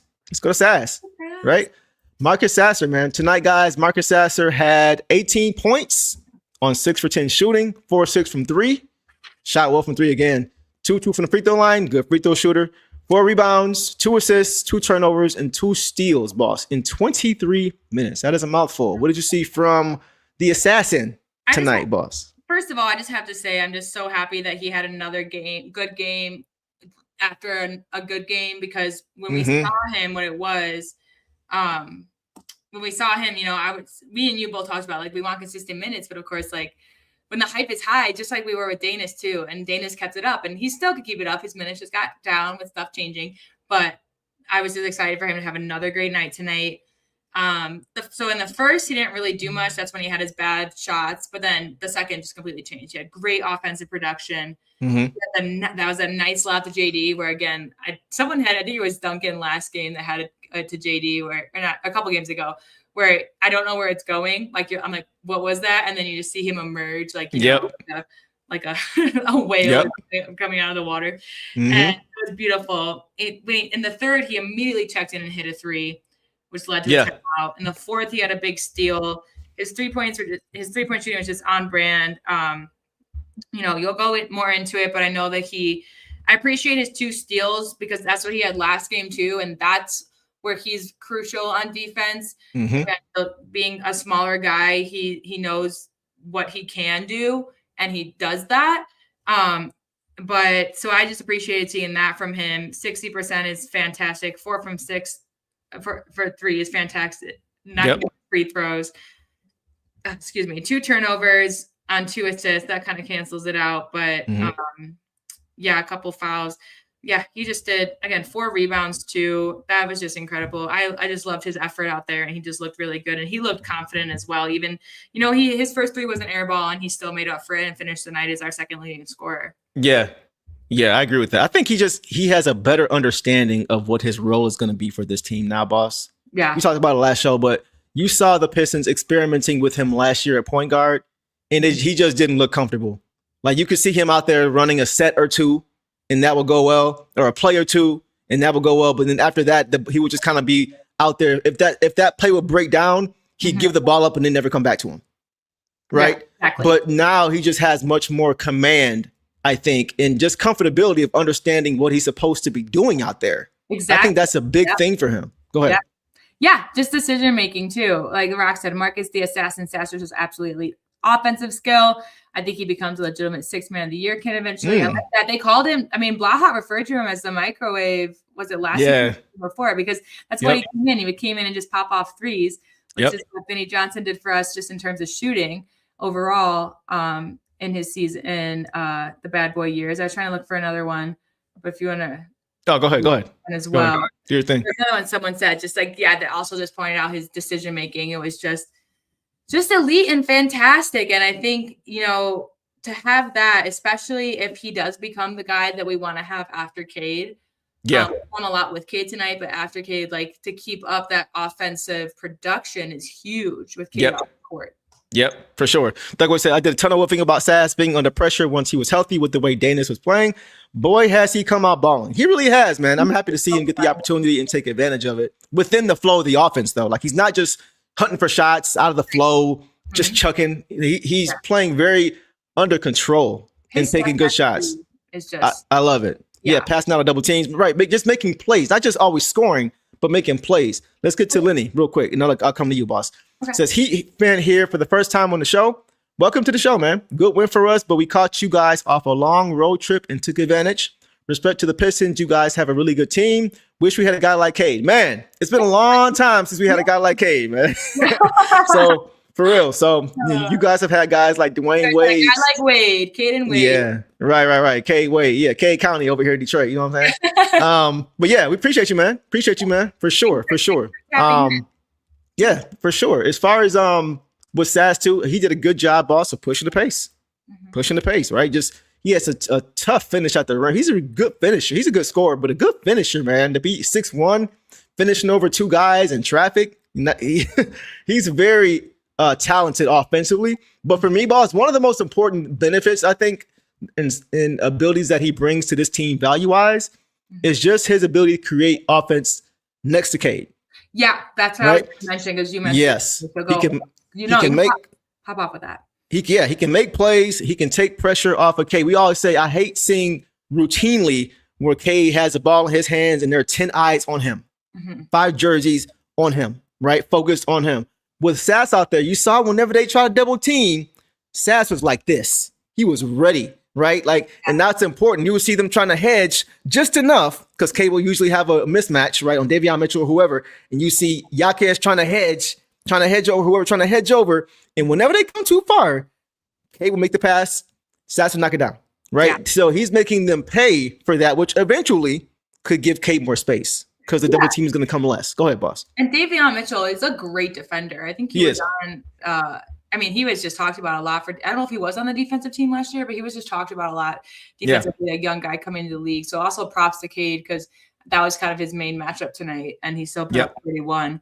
But I agree. I think Sass and Cade have played together for a couple of years now. I think that's super helpful. But, I just felt like when Cade was getting double teamed and Sass was on the floor with him, Sass made it an easy find for Cade. There were a couple double teams where Cade, had to go to someone tall, around to make sure they grab the ball. But Sass always made sure to get open. He's one of those guys that never stops moving and just gets to where he needs to go. Because he's another guy, again, he can be in the paint and make a shot. We saw him make his mid-range. We saw him make his threes today. So I think he just understands, like you were saying earlier, he just understands what needs to happen on the court, and he reads it very, very well. Yes. And I just love the Danis, since this has happened, since Danis popped off, we're like, oh no, Sass's job is in trouble, because those guys are buds. They're like brothers. They're exactly. So exactly. I want to see them pop off together, either one of them, I would love to retain, hopefully both. Yeah. But the way that he's playing right now, that they're both rooting each other on as well. They have similarities in their game too, different but similar, just in terms of, I think, their IQs, how they're reading the court. Yeah. So I think they have similar impact on the court, just in different ways. Yes, exactly. Like I would say Sass is more of a bucket getter. He can just put the ball in the hoop quickly. And Dennis can score too, but Dennis is more of a floor general. Yeah. He's a guy who's going to set you up. He's going to set the table more for you offensively. Make sure that he's not turning the ball over. He's under control. He's taking advantage of mismatches. He's moving the ball to get guys mismatches on the court. He's just directing traffic. And I think they just have impact in different ways. And that's why you may see one guy here, one guy there, just based on the matchup. David says, could Sass start with Cade, or is he simply too short to be the starting two? It's a great question. I still personally am going to give Jaden Ivey a chance to start. Yeah. I personally think you can't teach the size piece. And I do think at this juncture, guys, that Sasser is a better creator than Jaden Ivey is. I think Jaden Ivey is a guy who can be a secondary playmaker, who can make plays out of double teams, even at times initiate offense, right? But when he's getting downhill, that's when he's at his best, and he can knock down shots for you as well. So I think Dennis not Dennis, but Marcus Sasser has a feel about him offensively, where he can just get buckets whenever he wants, and he can take the pressure off Cade because he can also make plays for you. I just think his game is a little bit more well-rounded as far as a combo guard in your backcourt. But as far as the size, I do worry about that. And once again, because I hate to be a broken record, but Trajan Langdon has said multiple times that he wants that optionality when it comes to having players who can defend in multiple positions. Right. And that's the thing that I would worry about. Go ahead, boss. Yeah. Good question. The size, I do think the way that he's contributing on offense and also with his steals, it kind of makes up for it, but it's definitely an issue. But for me, I still am for Ivy. I think that why people aren't jumping to Ivy are a little bit like, oh, now we're on the Sash train because Ivy hasn't put up an 18. This is now a 19-point game and then an 18-point game in a row for Sass. That's huge. And we haven't seen that yet from Ivy, but we know that it's there. For me, having Sass as an option for either Cade or Ivy is huge. So we could see him on the court with Ivy, agreed, on the court with Cade to give one of those guys a rest, depending on how the game flow is going. True.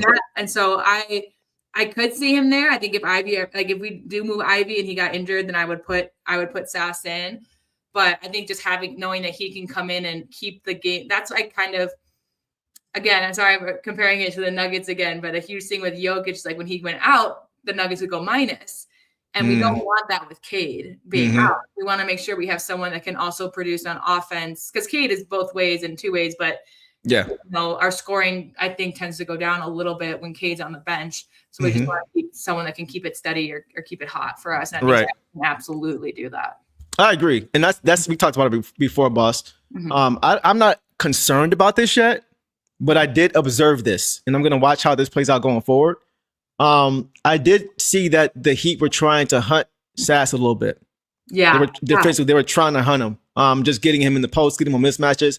And even when there were times where he just had to foul them because they were just too big. Right. But you would also see guys trying to come over and help because they just knew he just wasn't big enough. So, and once that happens, you got to rely on your rotations to be sound. Yeah. When that happens, it is hard to rely on that consistently. Exactly. That requires a lot, right? So it's something we're still learning. Yeah. So that's something I'm going to watch, right? I'm not saying it's a problem, but I did notice they were trying to kind of go at him on the defensive end. And being somebody who was a undersized point guard, I know what that's like. Yes. So I'm just going to be watching for that with him. But I do think that he does bring a lot to the table for sure, boss. Yeah, and I think again, if our guys are getting better at double teaming and switching, kind of like how we saw again, I mentioned it with Duran going over to help with Powell and stuff. And so if we had two bigs in, or like Asar and Durant and Sass and Cade, that wouldn't worry me too much. It's just like if it gets too small, right? Kind of one big guy out there that we would need to help. That would be it. But I do think that right now, especially in a game like tonight, his size didn't kill us. Other things did too, and he made up for it. Agreed. That could be a problem in the future, but we'll just see going forward how that fits and how he makes it work. Because again, he did make up for it he's a little pesky with steals. Because that's the same thing He is. teams have seen with TJ McConnell, which I've compared him to a little bit before. Mm-hmm. Some other guys, I think, who's Ryan Nemhard, I think is 5'11". Is it Nemhard? Yeah. I think he is 5'11". Yeah. Yeah. So small too, but he makes up for it as well. Just so there is a spot. It's just making sure that everybody's aware of it when he's on the court to make sure that they provide the proper help and defense and switches when needed. Right. Exactly. So we'll see. Yeah. Let's get to some SAS comments real quick. Mega Hustler says Sasser's Tony Delk. Yeah, Tony Delk was a bucket, man. He was a good shooter. Definitely see that there. J.A. Smoke says Sasser equals short Ben Gordon light. Bucket getter. Ben Gordon. I remember him as well. This guy hates Ivy in the comments. Oh, him? You don't like? Yeah. It is what it is. I still got confidence, but I respect it. Let's get to a few more. Dre Money says Sasser reminds me a little bit of Will Bynum. I remember Will Bynum. Will the Thrower Bynum for sure. Had bunnies for sure. He was also a bucket. I think he was like 6. Was he like 5'11"? He was like 5'9", 5'10". I think he was built like a baked bean, as they say. Yeah. Yeah, for sure. He was built like a tank, for sure. Yeah, for sure. But yeah, I think in certain lineups you can place. I don't know if I would start Sass. Yeah. I think there may be games when he finishes. Because we gotta get buckets. We need, I could see that as far as helping Cade off ball. So Cade is not once again always having to be the one to initiate. I think you could see him doing that as well. So we'll see. Right Never Stop says Sasser wasn't nearly as much of a liability as 6. And that's what I was saying. That's what I was saying. We talked about it because we talked, and I was just like, but I think he's making up for it. And that's the whole thing. It's like they both put an effort on the defensive end. But if you're going to, kind of get run over on the defensive end, you need to make up for it for the offensive end. So I definitely agree with that there. And even defensively, I feel like he may be more of a net positive than Duncan defensively. It's the size. And we talked about this. Yeah. He stays in front of his defender. He knocks balls away. Duncan's been doing a little bit more of that too, like being a little bit more aggressive on that. But Sass, it's built into him. I think he's used to it. When you're a small guy, you have to be used to that. You have to know what to do on the defensive end. So I absolutely agree with that statement too. And it's that whole thing of like, we love Duncan when he's hitting his shots and we want him out there. Right. But again, like tonight for me, Duncan wasn't an issue because he did only play 20 minutes. Like JB saw it and he saw what needed to be. But I think part of that was because of Sass and his offensive play was why they didn't need to throw in a shooter. Yeah. Torch says Bynum was super fast, but he wasn't a good shooter. That's the thing. Yeah. He was a good finisher around the rim. He was pretty good in the mid range, but he wasn't a great shooter. So I understand you there as well. And I with that said, I still am going to give Jaden a shot to start because once again, defensively too, like even though Sass isn't a bad defender, like we talked about the size and things like that, but Jaden is 6'4", 6'5", and he's built like a football player. Yeah, and he still has the speed to stay in front. This is the first tough game in a while. It is. And so, but again, like it would be different. Like if it was the Lakers game and J.I. played the way he did tonight, I'd be like, okay, you were a liability out there. But everybody had their shortcomings tonight. So I can't, I'm not going to put it all on Ivy, and we know that he'll bounce back because he wants to. And we talked about it. It's just a little bit of a trust your instincts, trust your shot kind of thing. And he also wasn't throwing up a bunch of shots, which I appreciate from him. Like he is waiting for his chance, but at some point you have to go and take your chance, like go and create your offense or tell the team, the team has to help create that for you.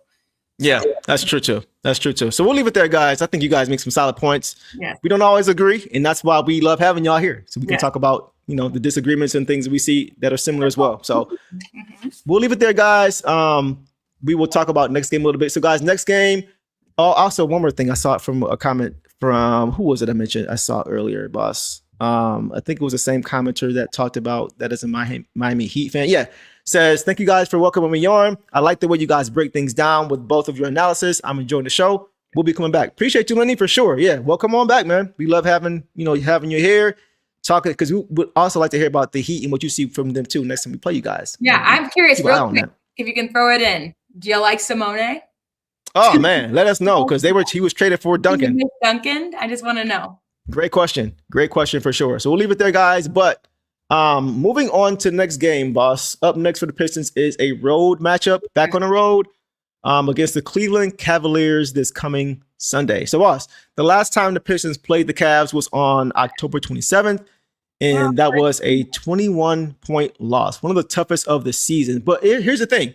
If you guys can recall that game, we actually played them pretty well in the second half. They jumped on us quick, like in the first half. They outscored us by 9 in the first quarter, 13 in the second quarter. But the rest of the game, we played them even. So I would imagine the game plan for this game coming up will be something along the lines of what I say this team wants to do, which is hit first, dictate the style of play, and set the tone. Yeah. I expect them to come out and try to do that and not get down early like they did last time. So we'll see how that plays out, boss. Any thoughts on that? Yeah, and I've been kind of keeping up with the Cavs. I just watch a lot of NBA, no matter who's on, like in the background. And they, like the Knicks, are just kind of a fourth quarter comeback team. They have some shooters. They have Mitchell is always going to be a threat. I think that our centers are actually a little bit better than their centers this year in terms Agreed. of but they're kind of there's someone to watch out to, is that like you said, we have to build a big lead and then we have to sustain it because they can get hot and they can, come back. That's kind of where a few of their games has come back, has been later on in the game. Yeah, they dominate kind of the second half. So that's what I want to see from them. And their season has been kind of up and down. They've like won 3 and then lost 3 and then won 1 and lost 2. And like, so they're a little bit up and down, a little bit like the stretch we're going through right now of like wins and losses. Yeah. But I think it's going to be a fun game. I think we have a little bit of youth on them. Our defense really has to be strong. And then we need to take advantage of our offensive possessions and really just, I think if we cut our turnovers in half of tonight, then it's if we played down the way we played tonight, but with 10 turnovers instead of 21, I think we would beat the Cavs. Honestly. Yeah, the sluggish start that we had in this game, we can't afford that against the Cavs. Yeah. Like we gotta come out sharp. We gotta hit them first and dictate how the game is going to be played from jump, and not be trying to play catch up in the second half like we did the entire second half last time. So this is tough. So it was an ankle sprain for Duran. So because we had mentioned that when we talked about the too big, we mentioned the Cavs as a too big lineup with Allen and Mobley. But I'm still really not concerned about that. I think that's tough though. If Mobley was playing as aggressive as some of our guys were, I don't know, it'll be hard, but I think even Asar could take on Mobley and leave Allen for Stu and Reed. Yeah. Okay. It's so unfortunate because that was one of the matchups I wanted to see. I wanted to see the Cavs. When I heard Stu was going to be starting, I was like, bet we get to see the too big lineup against the Cavs, too big lineup against the Knicks, which is what we talked about, boss, as far as being able to match up, right? So it's just so unfortunate that as we're approaching those games, we lose one of those guys. Go ahead. Hopefully it's not a long thing. Maybe we will see Tolu too. I would love to see Tolu on like Cat. That'd be fun. Yeah, for sure. And we need to rebound as a team, as Mitchell DMG Robinson says now, for sure. For the Knicks too, right now. Who's that? As of right now, Mitchell Robinson is out for the Knicks. Oh, really? Their only big is Cat. Is Cat? Interesting. Yeah. Okay. So interesting. So we'll see. Yeah. We'll see it bounce out a little bit. Well, listen, guys, that is a wrap for tonight's show. It's been a great show as always. We didn't get the dub, but we still had fun. We still was able to have some perspective as we always do. We appreciate you guys' comments, man. It was great comments tonight. Great discourse as always. So, guys, make sure. Yeah. Go ahead, boss. I was going to say thank you guys for everybody who donated tonight. Again, last night, for sure.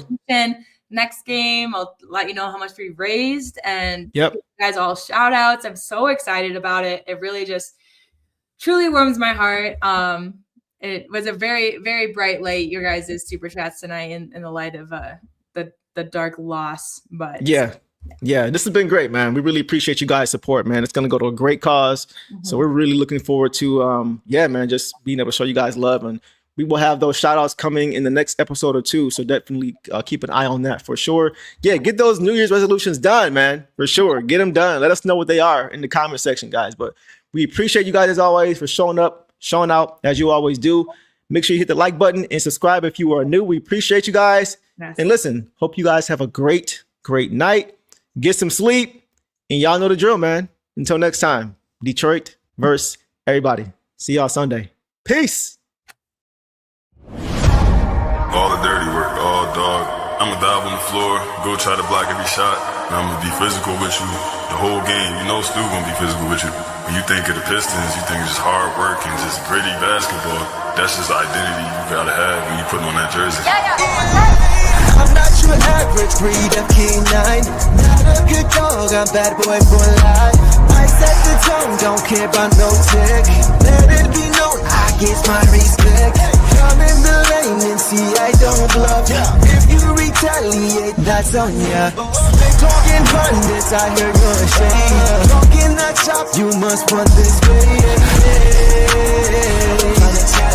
If the dog palm, mess around, find out,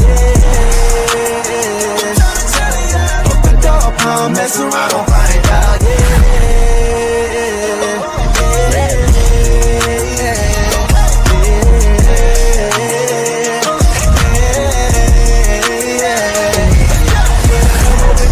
For some barbecue sauce, boy, you better crop a hill, cause I'm like that. When you're real for some barbecue sauce, boy, you better crop a hill, cause I'm like that.